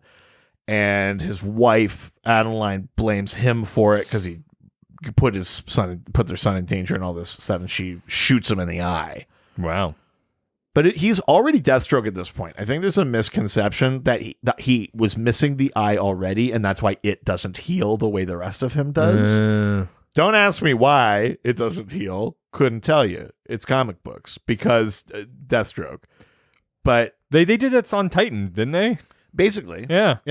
But yeah, his wife Adeline shoots his eye out. Adeline. I think there have been different versions of how he lost his eye in different things. Like on Arrow, it's different. Like Arrow puts an arrow through his eye, like literally, like because they're on the island together. They have this big. You see it in season 2. The island. And they have this big kind of fight in this shipwreck. It's a pretty badass fight. It's pretty cool. Season 2 of Arrow is just fucking great. Yeah, and then never again. Season 2 of Arrow is amazing. Yeah, I'll go on record and say I fucking love it. Yeah, season 1 sucks, and everything else after that sucks. Season 1 is fine, but it's kind of not what the Arrowverse is. No. Season 2 is great and gives us like the backdoor pilot for Flash and all sorts of cool shit. Season 3 is like fine, but a little too Batman. And then season 4 is like, ugh. Yeah. Season 5 is weirdly good. And then it's kind of like hit or miss, basically, from there on. Mm-hmm. But yeah, in that one, like Oliver does it, and he thinks Slade is dead, and then of course Slade comes back, and he's got the eye patch now and shit like that. But yeah, in the comics, it's his wife. Yeah, sounds good. Next question from Luna Mama 2009, who asks, Oh, sorry, you looked at me for a drop. I don't have one. I don't know. There's a lot there. Luna Mama. Moon. Never mind. He's still awake. He's still not awake. Who is your favorite assassin? Ooh. Who is your favorite assassin? So this was the thing, right? We're talking about like who is the most like capable, powerful. That's sort of where I go first to answer this question, because I mean Lobo is like the funnest, I think, Sure, and I'm getting on board with him. When I think about the most powerful, I start going towards like, yeah, again, who if I heard that they were going up against the Justice League, do I think like could survive? Yeah. Or at least like, or you just go like, yeah, I buy that. yeah, I buy that. Yeah. Lobo probably. Sure. Red Hood maybe. But we're not talking about power. We're talking about who's No, your I know, favorite. but that's sort of part of it for me. Right. I think because like I think Red Hood could theoretically you could believe that going up against the Justice League is not insane, because you're like trained like same way as Batman. Trained by Batman. All that. If Yeah, Batman yeah. could, then theoretically Red Hood could. Yeah. I think I probably like I never think about Bane that way, but Bane technically is. Bane is interesting because Bane is not. I mean, you can hire Bane. Yeah. People have done it, but Bane is not really just like a freelance random assassin. Like I think Bane really only even takes mercenary gigs if it serves his own purpose. You know what I mean? He's not just fully out there just to kill for the sake of it. Yeah. He always has like a greater purpose or whatever. If it lines up, then great. Sure. I'm sure he'll help out. But like, yeah, Bane's kind of a funny one that way. So I'll say one that I like that I Yeah. don't think is used that much. And I think sometimes she gets a little forgotten is Cheshire. Oh yeah, you mentioned her already once. Yeah, I really like Cheshire.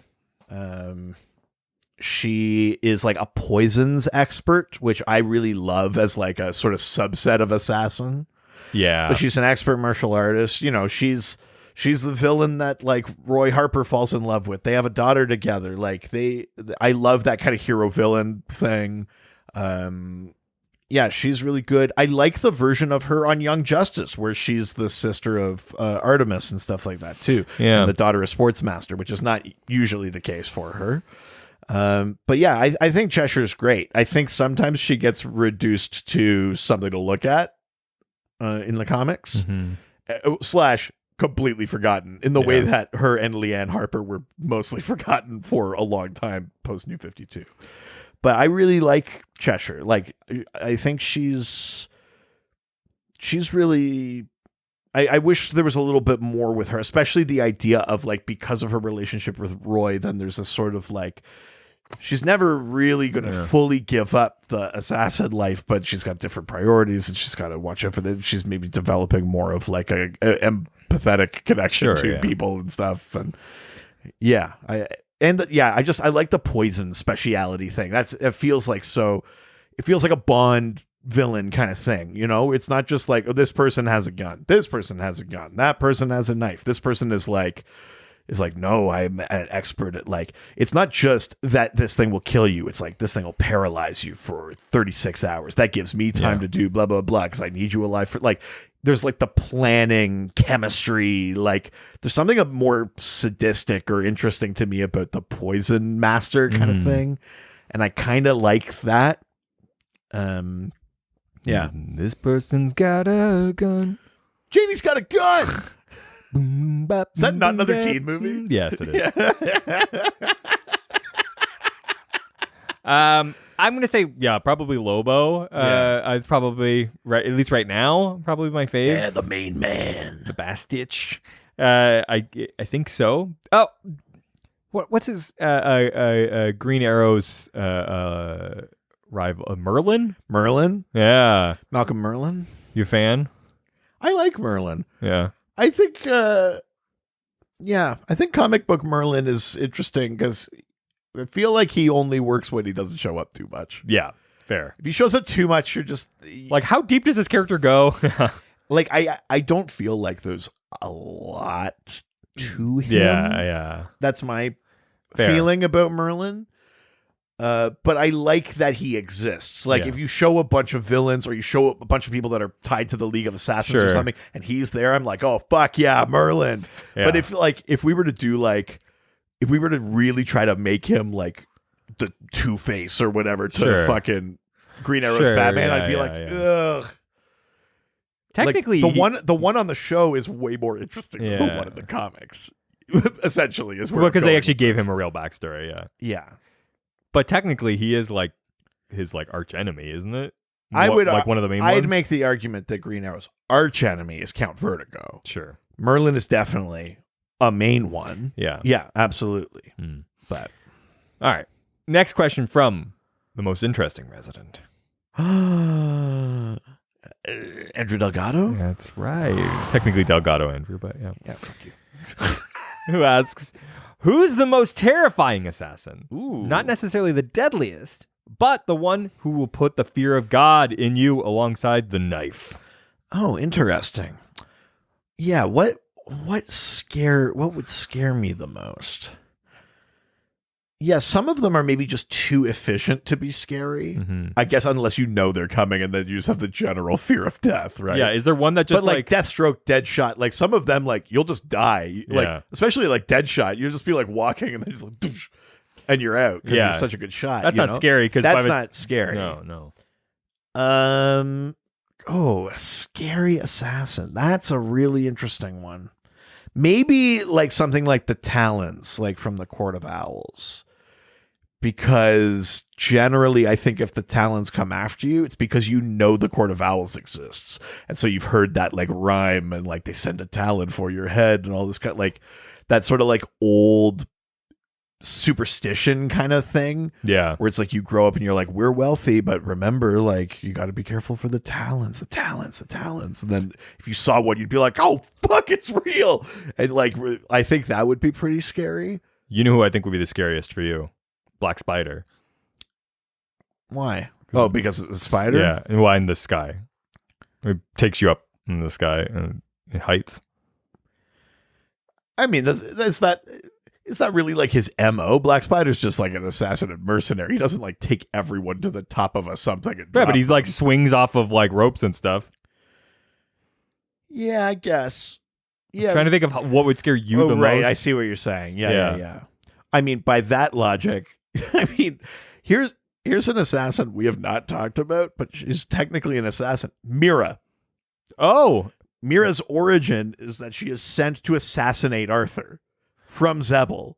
yeah, and but she falls in love with him. She is literally a Zebelian assassin. So for you, someone like Mira or her Yeah. sister Siren would be a really scary assassin because they come from deep in the ocean. yeah. But if I'm so turned on, can I be terrified? Oh, I mean, of course you can. That's one and the same. that's fun. That's how you get turned on. A strong woman comes and scares you. That's how you get turned on. That's called foreplay. I don't understand.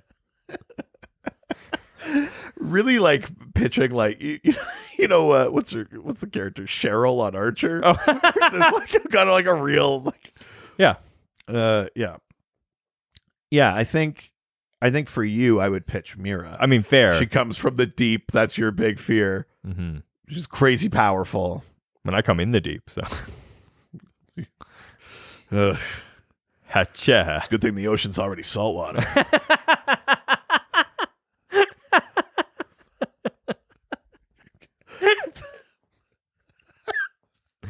Gross. Yeah, I think we're done here.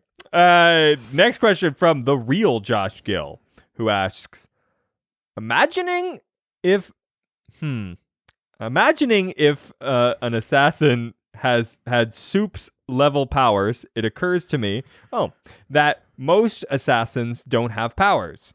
Are there any assassins with A level meta abilities or powers? I mean, we've talked about Lobo a bunch. Lobo's the obvious Definitely. answer, I think.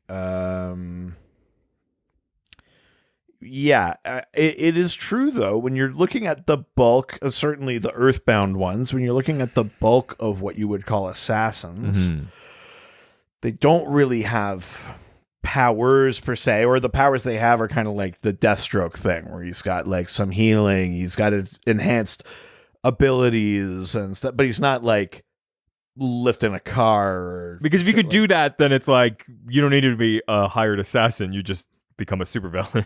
Yeah, maybe you don't have to work for other people. Kind of piece. Yeah, that is true. They do tend to be more skill based than power based. However, there are assassins with powers. Like the Sinestro Corps has like assassins, Sure. like sort of specialists, and things like that. Yeah, powers. Interesting. I mean, we could talk about. I guess he counts kind of like an assassin. I might be stretching a little bit. Kanto, he's one of the new gods of apocalypse. He's he kind of has like assassin-y vibes a little bit. I'd throw him in there. Does Ozymandias count? He's not. I mean, Ozymandias commits assassinations. I guess making him an assassin, but. Again, he doesn't really have powers. That's another abilities kind of person. Yeah. Otherwise, I think that's probably it. Yeah, I mean, it's...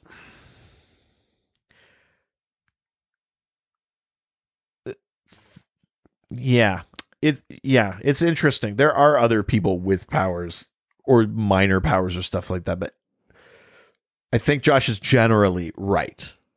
That you're tending to focus on skill as opposed to power. Because like when it comes like, Deadshot, he's the world's greatest marksman. Yeah. Cheshire, poison expert, great martial artist, Shiva, like it's that sort of thing. It's not just like there are like intergalactic assassins, that shit is out there. But really in terms of like our earthbound ones.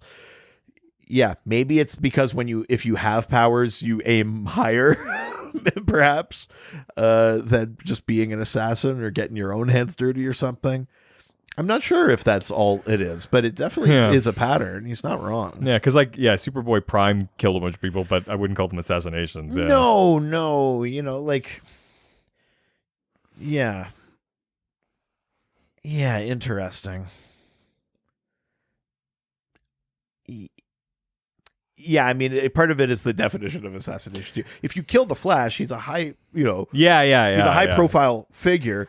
It is, I think, by definition, assassination, but like it doesn't feel like assassination, right? Like it's not like he's giving a speech about Keystone City and you knock him out in front of all the people. Like I think, strictly speaking, it counts because he's high-profile, and if you kill him, that is an assassination. But when we're having this conversation, it doesn't like feel like that. No. I mean, what you could make the argument then that by that logic, Wonder Woman killing Maxwell Lord, which is televised, it was an assassination. Is an assassination. And I mean, I think you can make that argument. I think that is true.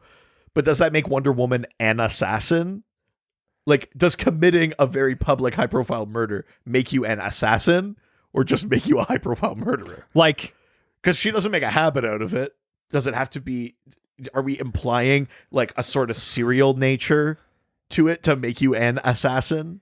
Here's somebody then... Because that's not true of like... Because then what John about... Wilkes Booth didn't do it a bunch, but we call him an assassin. But like... What about... Yeah, the definition's so... Well, I mean... Thawne did some very targeted killing. Yeah. And very methodical. In the intention to piss off Barry. Yeah. And he's killed high-profile people and stuff like that. Maybe he counts?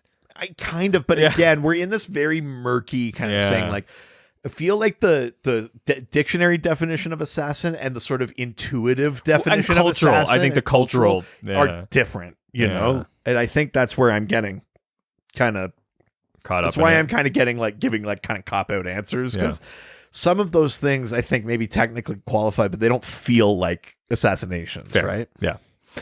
All right, let's leave the Instagrams and head on over to Reddit. Where everyone's nice and no one's ever mean. That's correct. First question comes from MadSeb77, who asks, Battle Royale, Fortnite style. Well, we get that. I have cool. no idea of what that means. We're cool. Young kids things. Yeah. Mm-hmm. I'm on TikTok. I know that cool stuff. I don't really know Fortnite. Yeah, it's a little bit younger. Could you reframe this question as like a using the 6 Feet Tall song or whatever?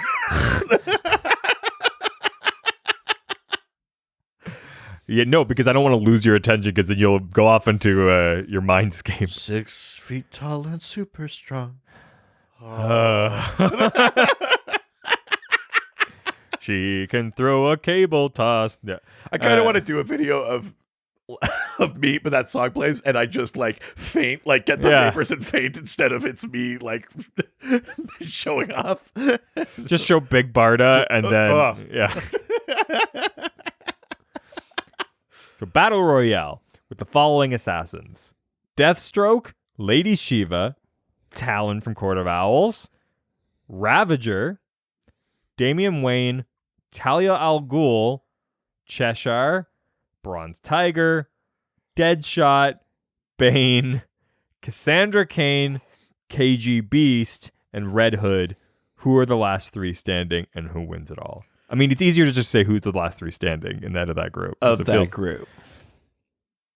Because I think Red Hood at the end, for sure. Really? Yeah, for sure. Out of that group? Yeah.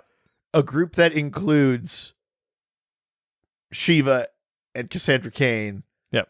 And when I think of Bane, who could go against all of the Justice League? Red Hood? I think so. You're giving so much props to Red Hood. You're a real Red Hood stan today. Here's the thing, because I'm trained by Batman. Like, I don't even necessarily think you're wrong. I think I'm just surprised that you're so in Red Hood's corner. Yeah, this is where I am. I need to look at this list so I don't lose track of everyone that's in here. Yeah. I think Talon, potentially. Depends which Talon. Yeah. You know, like, the thing with, like, Calvin Rose, like, the Talon from the sort of self-titled series is, like, he was very good, but he also, that series is just him getting the shit kicked out of him over and over. Yeah. By different characters. Like, do I think that Bane could go... I mean, a Talon from the Court of Owls that legitimately would terrify me. So also tied back to what I said, Talons scare me is what do they call him? The Butcher of Gotham or whatever. Sure. He's a sort of like 1800s. Oh yeah. Kind of giant like Talon who's got this really sort of like scary serial killer predilection for pain and shit like that. Nice. And you know, he's one of the undead Talons and shit like that. Like yeah. I mean, that as a Talon, I'd say the Gotham Butcher goes pretty far in this. But like this list, we've got Damian Wayne and Lady Shiva and Ravager and you know Cassandra Cain. I don't see Red Hood making it through some of these people. I don't think Cassandra Cain. What? No. She's like one of the best fighters in DC. But against I actually think Red Hood could beat Cassandra Cain. Wow, you're gonna get lit up. For once, I won't be the target of hate. We'll see. I think Let's Talk Cassandra Cain's going to have your head on a pike for that. KG Beast, no.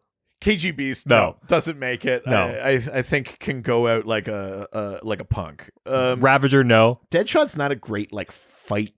I mean, he's fine, but he's not like... He's only good from a distance. That's his specialty, right? Yeah. To be in a battle royale, it doesn't work. I don't think Deadshot's making it. No. Bronze Tiger is a good fighter, but... Not for that. It's tricky. I think Talia is not top 3 for me. No, me either. As much as I would love her to be, I don't think Cheshire is top 3 for me. No. Ooh, I'm really torn. I only want one of Ravager or Damian Wayne to make it. My instinct is Damian Wayne. I think so.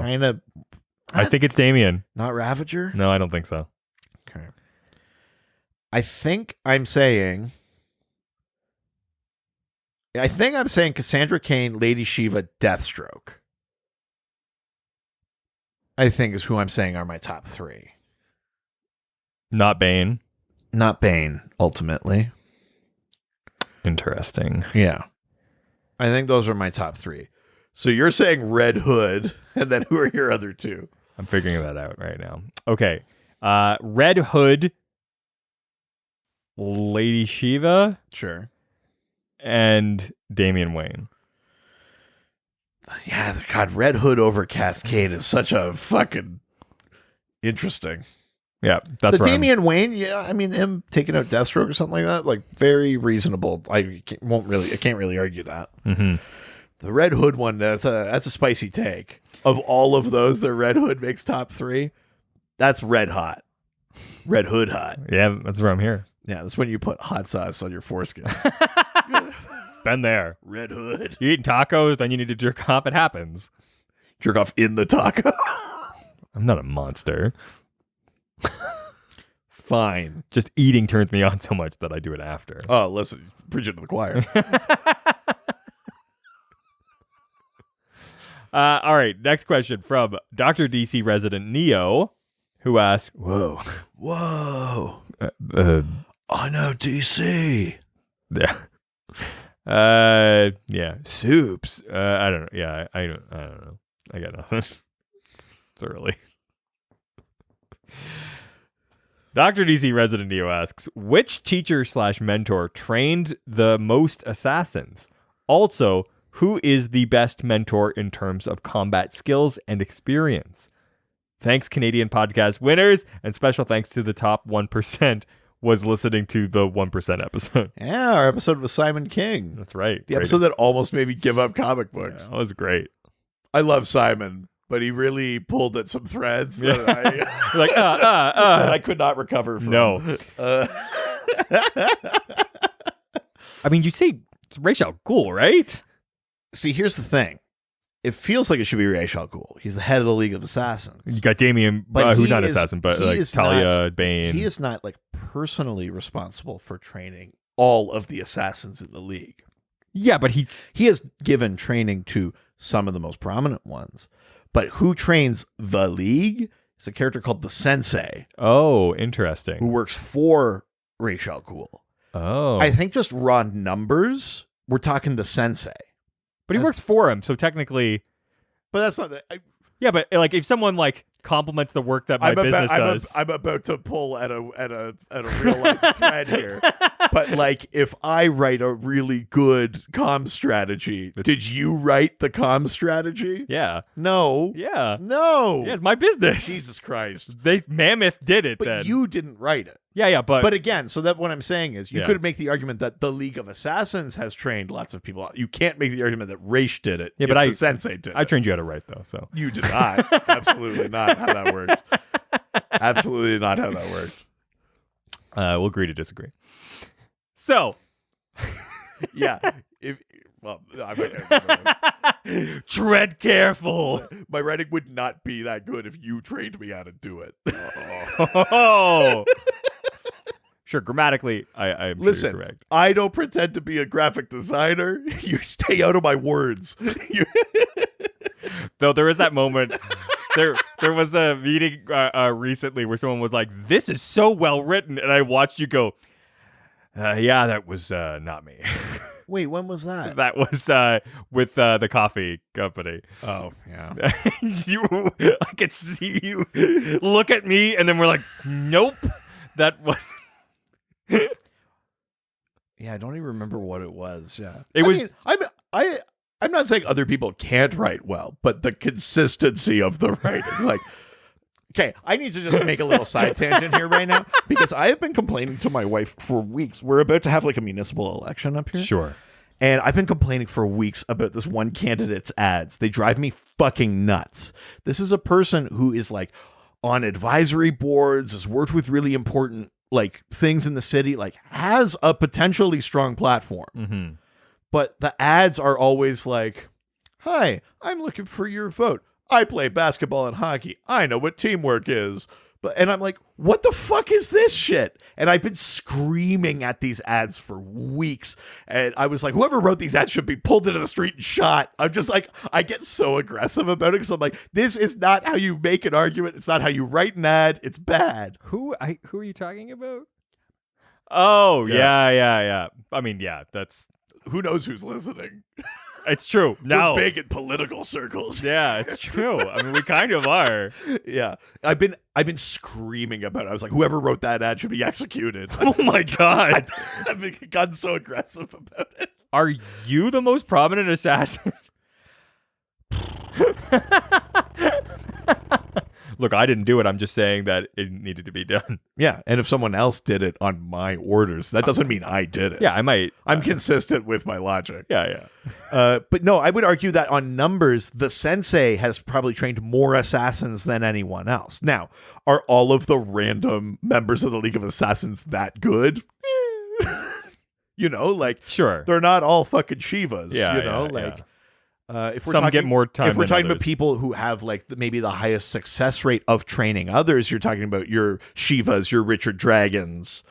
God, that's what I should have changed my last name to. Oh fuck yeah, Richard Dragon. oh yeah, dragon her, like drag her. I barely know her. drag her like RuPaul's Richard Dragon race. No, that's just a boat race. Oh yeah, Hell yeah. RuPaul's Dragon Boat Race. God, they're just lending A out bunch of drag queens doing a dragon boat race. I kind of love that. I'd watch it. I'm in. Yeah, makeup would get ruined. Yeah, I mean, if quality of training, you're probably talking someone more like. I mean, Richard Dragon doesn't specifically train assassins, but he's trained a lot of these kind of like martial artists and that. But like a Shiva or someone like that, Sure. or Ra's al Ghul himself. Yeah. But if you're talking just sheer numbers of people who are technically assassins, it's probably the sensei. Mm-hmm. Yeah, And by virtue, the Ra's al Ghul himself. not really how that works. So, next Not question have credit for the work. comes from... You could maybe credit the organization, but not just the boss. That's crazy for the boss to just take credit for everyone else's work. Yeah, it's called capitalism. Deal with it. Moonwalking hobo. This is such a fucking tightrope for me to walk. No. Really pushing how much I could get away with in the friendship versus the power dynamic is so weird. Yeah, who was it the first person that told you that? Oh, I don't remember. Yeah, it's true though. That's so funny.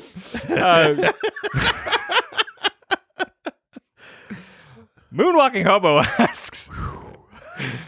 Yeah, that's what you sound like, a moonwalking hobo right now, because you're going to be fucking out of the job.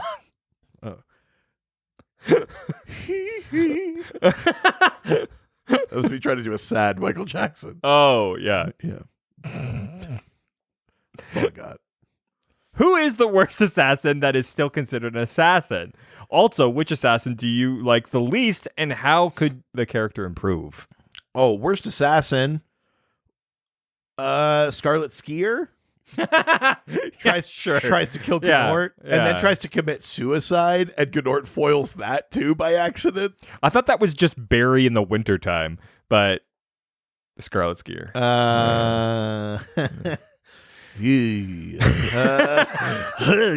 boy. Oh. I totally missed my call. I just know. went like, Yeah, also did a visual joke on a podcast. I thought we were recording everything. I mean, I am for legal I mean, purposes. fucking TikTok. Yeah, I know. Shit. We need to. Yeah, I guess. I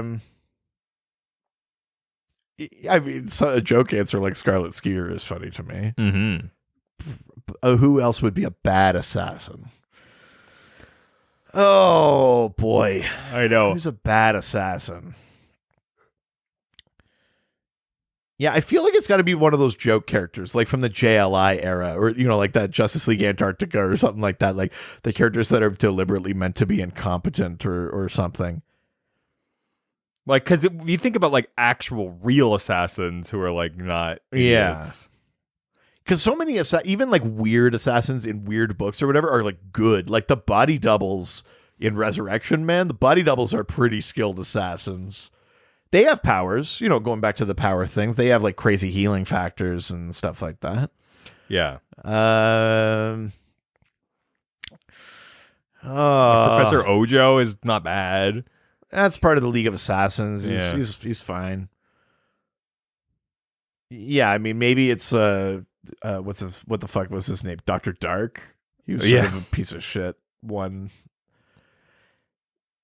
Yeah, I mean, unless you're playing the comedy, as in that Justice League International era, you need to at least set up that whatever assassin the hero is facing is somewhat competent. Otherwise, there's not a lot of drama, right? Yeah. Like, if Batman has to stop someone, he can stop them, but you got to show that, like, they are worth stopping. You know what I mean? Like, narratively, unless you're specifically doing comedy, it doesn't make sense to only show an assassin who's bad at their job. Yes. You know what I mean? Yeah.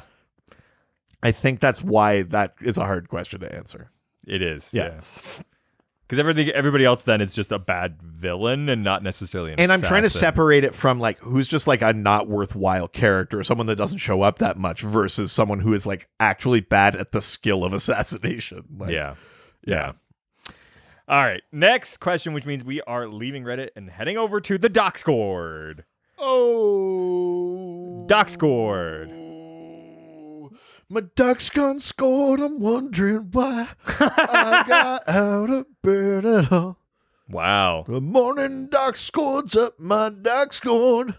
And I can't dox my scored. I got Docscord in the trunk. That's my doc scored screaming in the trunk.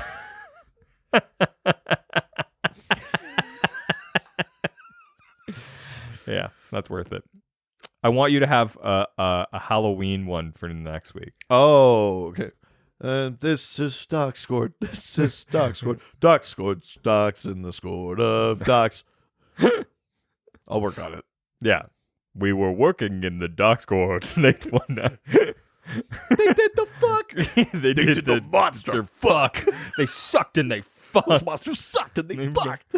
Yeah. So aggressive. Look up Nick Weiger monster fuck. Leo Karpotsky or whatever. Yeah. The fuck his name is. So good.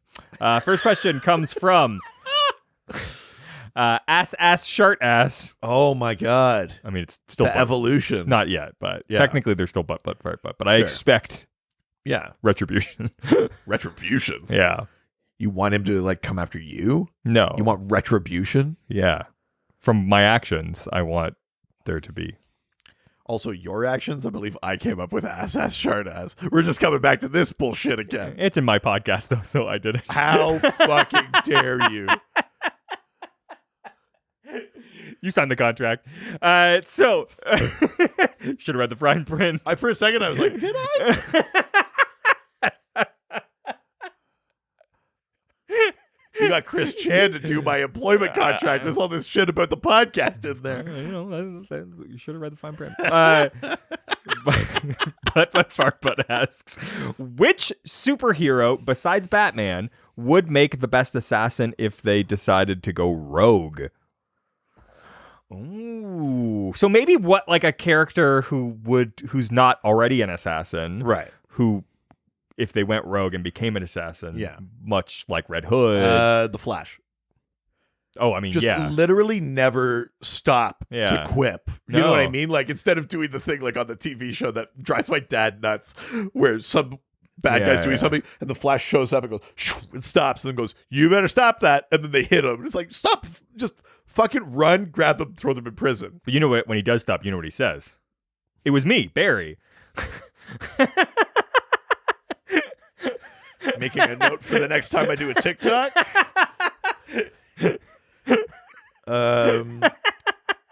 That's very funny. But yeah, I mean, You're not wrong, yeah. I always laugh at my dad because I'm like, that would make a bad TV show. There's just a villain and then he disappears and he's in prison. You just don't never see the Flash. Yeah. There's no dialogue. Yeah, I was like, you're right. That would be a better way to hero. It's bad narratively. 100%. But as an assassin, just imagine someone who's just constantly moving all around the world. They're technically almost everywhere at once. And at any moment, anyone can get killed and you would never see it coming. Yeah, That's fucking scary as shit. absolutely. Yeah, it's the Flash, man. Yeah. Crazy. Yeah, you're not wrong. That's what I would go with. Yeah. Too. Next question from Ravana, who asks, if you two were going to assassinate each other. Might come to that. Yep. How Doesn't would give you me this fucking writing credit? How would you do it? Hmm.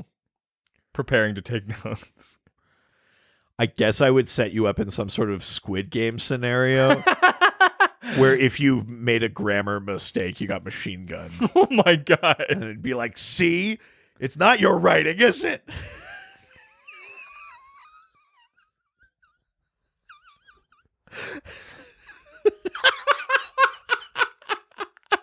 So petty. Yeah, I would just put you in a situation where you get killed if you argued any point that was that you felt was right and yet had to correct. Oh, so you make me stand by when I come in too hot? Yeah. I can't back down? Yeah. Oh, but that's my move. I know.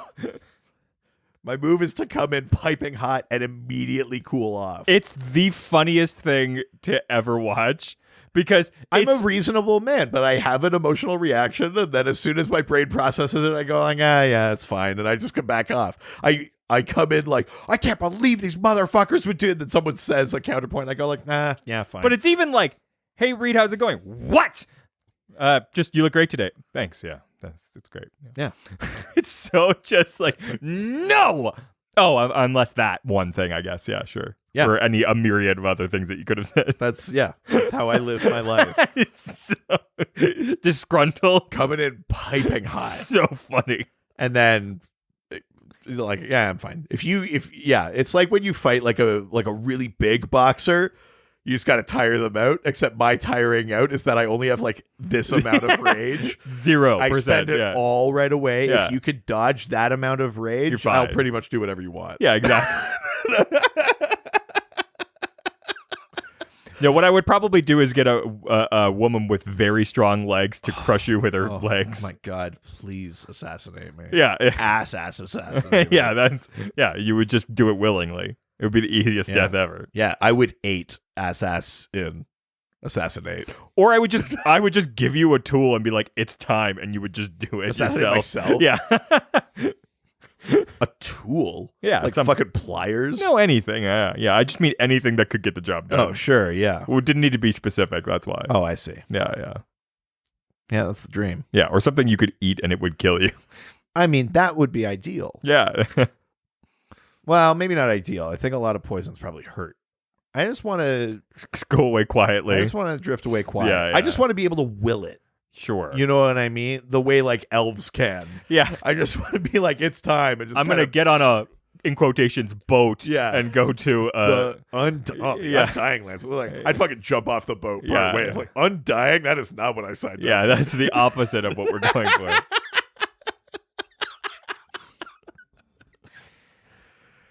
$200 reviews.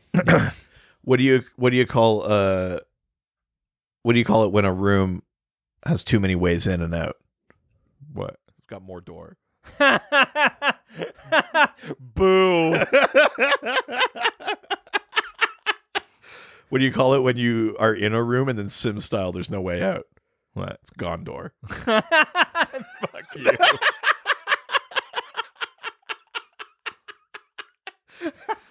What do you do? What happens when you're stuck in a boat with one of the cast of the Fast and Furious? What? Rohan. Oh, Jesus Christ! What do you do when you're in a room and there's a sexually loose person in the doorway? I don't know. It's a hoe door.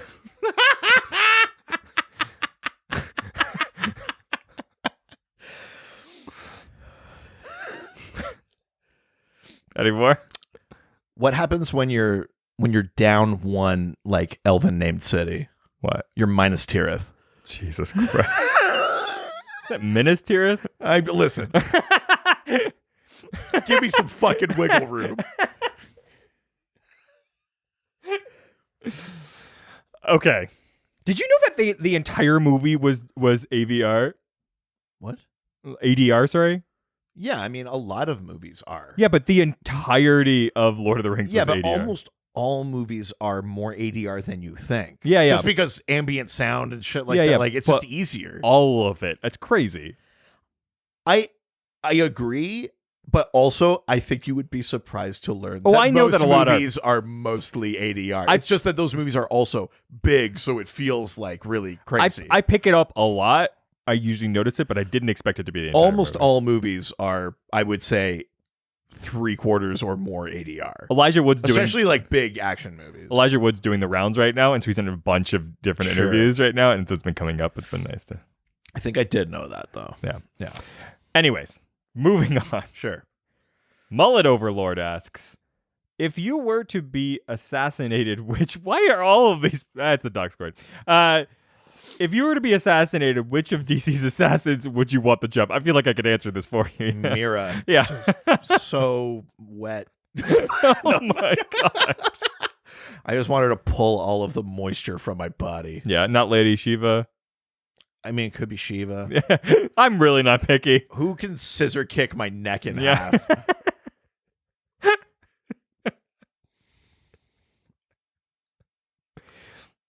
Big Barda. Not an assassin. No, but she could be for me. I mean, it'd be Mira for me. I'm a fucking wet redhead. Jesus Christ. Yeah, I mean, yeah. Yeah, I guess I would take like a scissor kick neck snap from Lady Shiva. Yeah. Sorry, I'm back. Oh my god. I'm back. I woke up. All the blood left your head. It's not your fault. Yeah. Okay. Maybe that's the way you kill me. Mira could do that. She could bloodbend as an extension of her hydrokinesis. Oh my. Be like, I don't think I could go another round. And she'd be like, I'll fix that. Yeah. Yeah. It's the most insane erection I've ever gotten, but it drains all the blood from the rest of my body and I just die. She doesn't need the rest of you. I am fine with that. Yeah. That's a cool way to die. Yeah. Yeah. Just spurting blood out of your dick. I don't give a shit. I'm going out on bottom. Yeah. But still. Which is for you on top, yeah. Oh, yeah. Yeah. Last question from Pretender to the Throne of Rhine, who asks... I did not misspell last week. It's weird because that's what this one says. Did you just misspell this week then? No, it's probably just...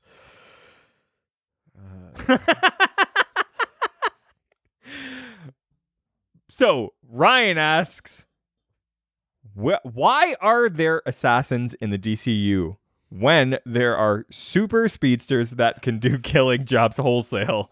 How does the Assassins Union defend its members from such unfair competition? And what other situations would the union need to interfere in, like bullying bosses, no health insurance? I provide health insurance. Who would... The business provides health insurance. Therefore me. Who would be the union president? Son of a bitch.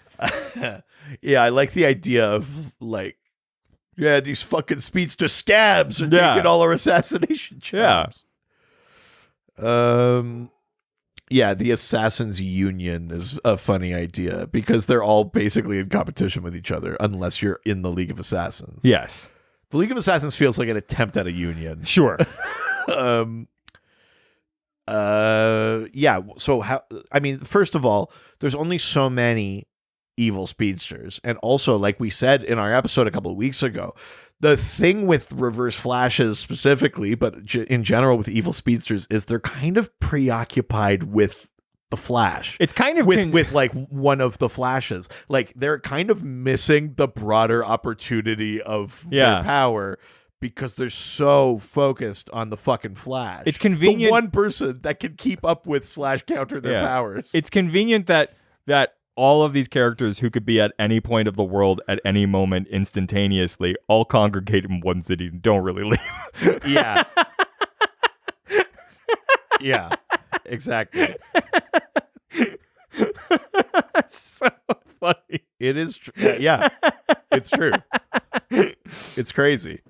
That's another thing that like my dad always brings up. Is like, how come everyone wants to take over the city? Yeah, I know. Like, municipal power is not that good. No. Like, not really. It is very funny. I mean, I think that's the big piece of that puzzle. Is, sure. They just aren't involved with the other things, so they're just not a problem. They got tunnel vision. Yeah. They're not like, oh, I could do anything. Yeah. They're not focused on it, you know? But is there anything protecting the like Legion against like the? If we're talking about the infrastructure of assassination Yeah. in DC, there do seem to be like networks, information networks, where like someone like, let's say Black Mask can go like, I'm going to put a hit out. All of the assassins get notice of that. Yeah. But like, I don't know what that system is. No. It's like just like a MailChimp. Like, Is it just Detective Chimp with a letter? Like, yeah. Like, what is the infrastructure of that? Yeah. Like, I kind of wish the concept of the Unternet stayed around past Ooh. Final Crisis. Internet. The Unternet was this sort of like secret covert internet Made by Germans. made by the calculator. That's numbers. That's not letters. That's confusing. Calculator. I guess you could write boobs.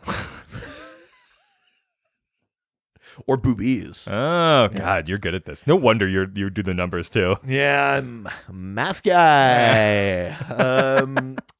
Yeah, I think I kind of wish that concept stayed around beyond just Final Crisis, because it does feel like the thing that I liked about that evolution for the calculator as a character was like the organization of evil. It's the reason that I like the idea of the Ninth Circle from Green Arrow, which was like the bank, where it's like someone wants to pull like a crazy doomsday device thing. Yeah. Where do you think they get that money? Yeah. The Ninth Circle is Love like that. a villain bank. Yeah. You know, like that kind of shit. Like, I really like those big ideas. Yeah.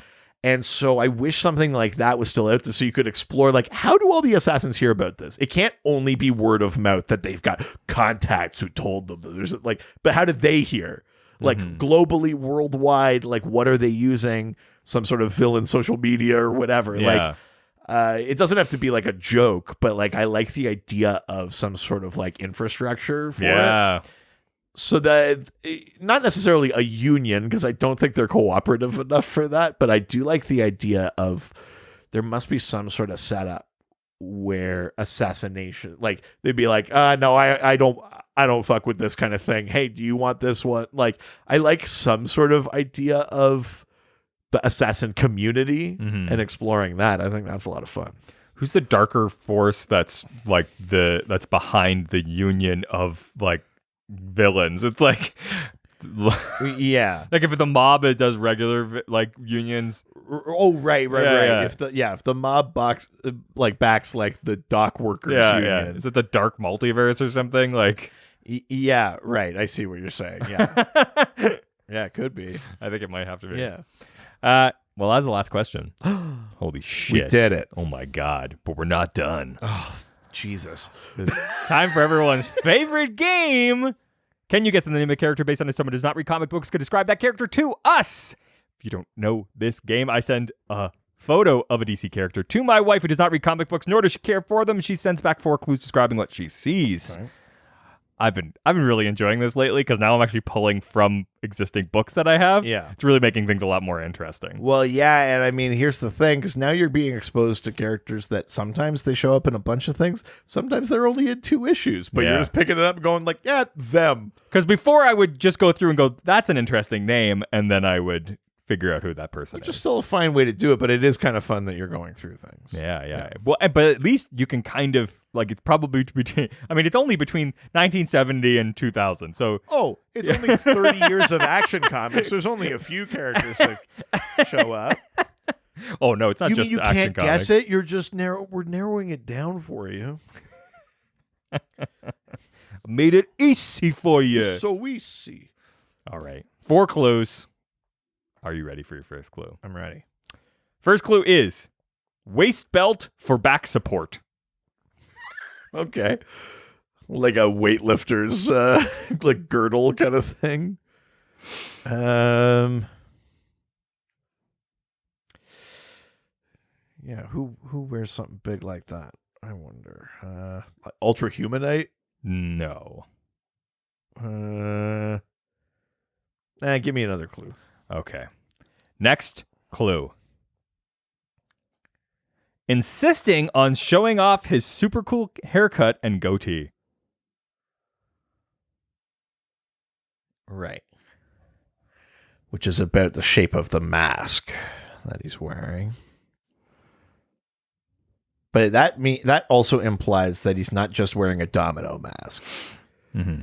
So it's probably maybe more of those kind of balaclava things, but the hair is out and the chin is out. And he's got a big waist belt.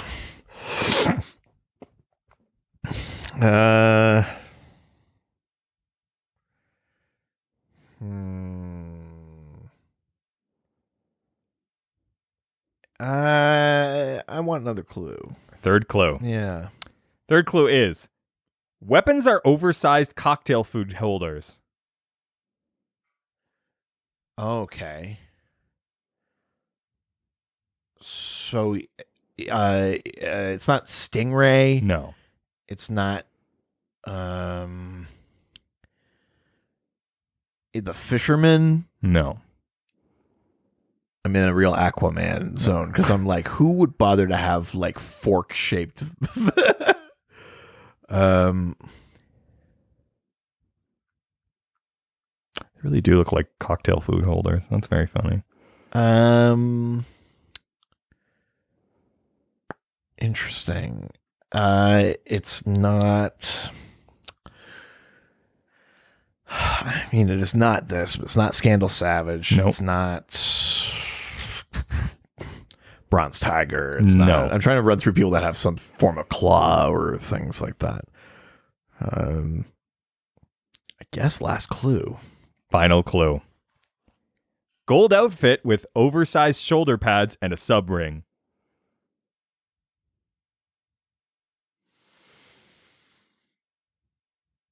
Deadline? No. No, his hair's not exposed. It's not Goldface. Nope. It's not. I feel like this is like a 90s character. Mm-hmm. It's not Gangbuster. Nope.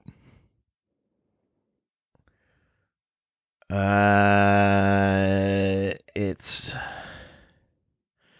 Sorry, the last clue again?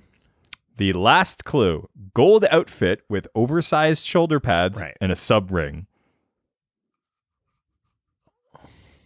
A sub ring? Yeah, it's like a submissive, like where they have the ring in the center. And it's, I don't know what that means. Oh, like the harness. Yeah. Oh, I see what you're saying. Yeah, come on, you took the BDSM test. That's true. Yeah, I understand.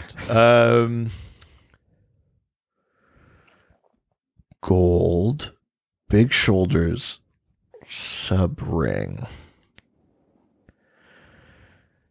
Oh boy, Alpha Centurion. Mm-mm. No, it's not like. Is it an Atlantean? No. Is it an alien? No. I mean, not like but they're Earthbound, even if we don't know their origin. Right. Yeah.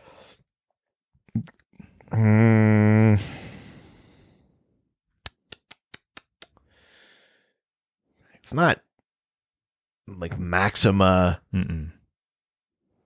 or Ultra. No. Is it he's got a girdle thing, he's got a sub ring, he's got big shoulder pads, his hair and his goatee are out. Gold outfit.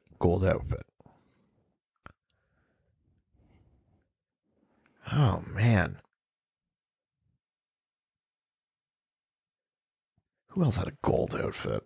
It's not like Alexander Luthor. I mean, he's Alexander Luthor Jr. No. It's not.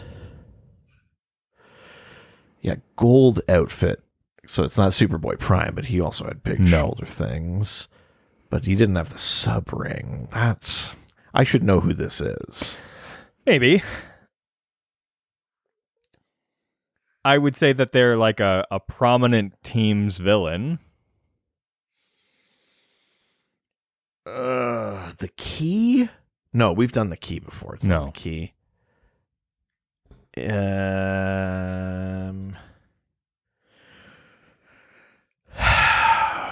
No, that's not what they look like. That's not. Are you giving up? Yeah, maybe. Yeah. Do you want to see the photo? I do, yeah. So this is a Justice League villain. Okay. Oh, let me look at this. I was picturing an armor kind of like that, but I don't think I'm closer to knowing.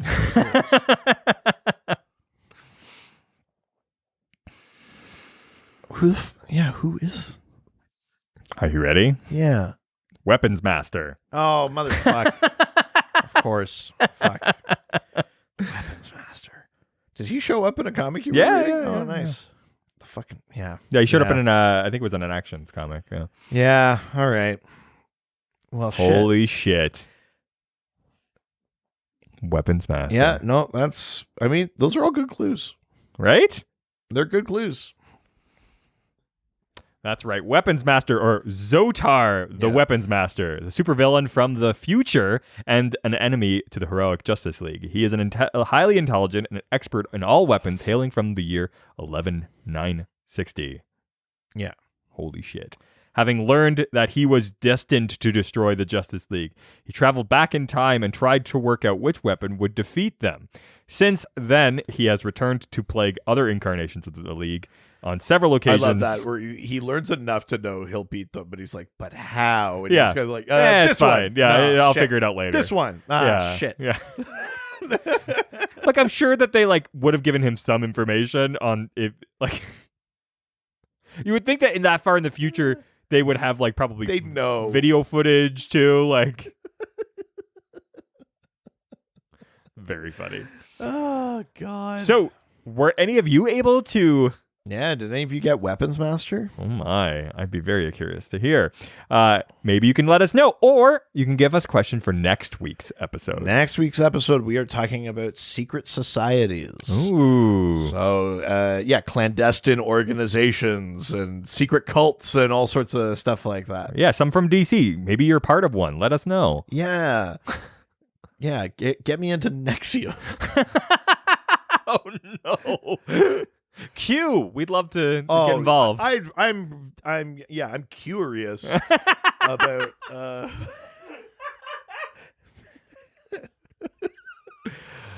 God, I want to make that as a shirt. Curious. I'm curious. Good Lord. You can do so through our various social media platforms like our Facebook, Dr. DC Podcast, Twitter. I was thinking of Big Barda. Jesus Christ. Sorry. Twitter, at Dr. DC. Instagram. Dr. DC Podcast. Of course, our email. drdcpodcast@gmail.com. We've got a subreddit. r/Dr_DC. You can always phone us. 208-917-3238. Yeah, that's right. Leave us a message at 208-917-DCEU. If you're nasty. We're on TikTok, baby. Holy shit. Yeah. Tick us. Wow. Never mind. We're off TikTok. Oh, shit. They banned my account. Uncool, too old. That's all it says. Yeah, violating the community guidelines of not being fucking weak. Yeah. We're on TikTok at Dr. DC. Yeah, make sure to follow us. There's a lot of great content that is being shared on there. And of course, we have a website, drdcpodcast.com or .ca. Much like the beginning of this episode, we got a review. Baby. If you want more to come to us, that we do that Lord of the Rings episode 200.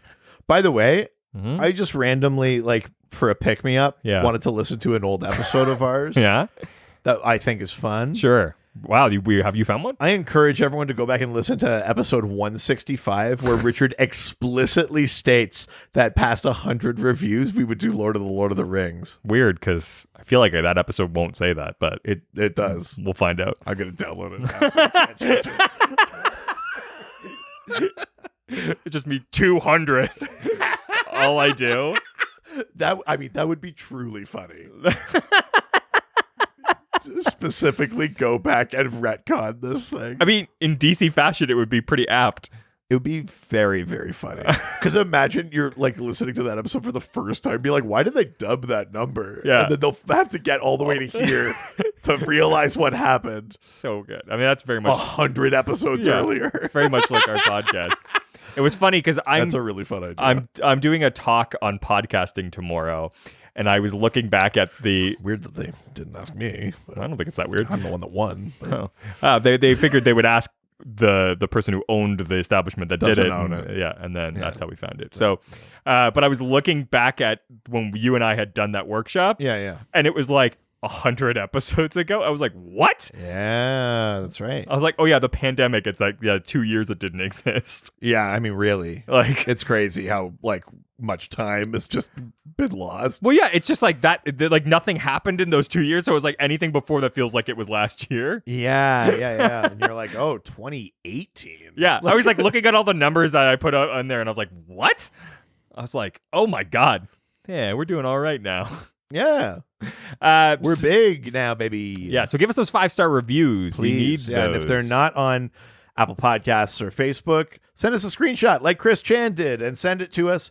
We'll read it on the air. And that way we'll know it exists too. I looked. We will literally take reviews yeah. from anywhere. There's one coming up that we haven't gotten to yet that is like on a review of an unrelated product on Amazon. Oh, I'm looking forward to that. Which is very fun. Yeah.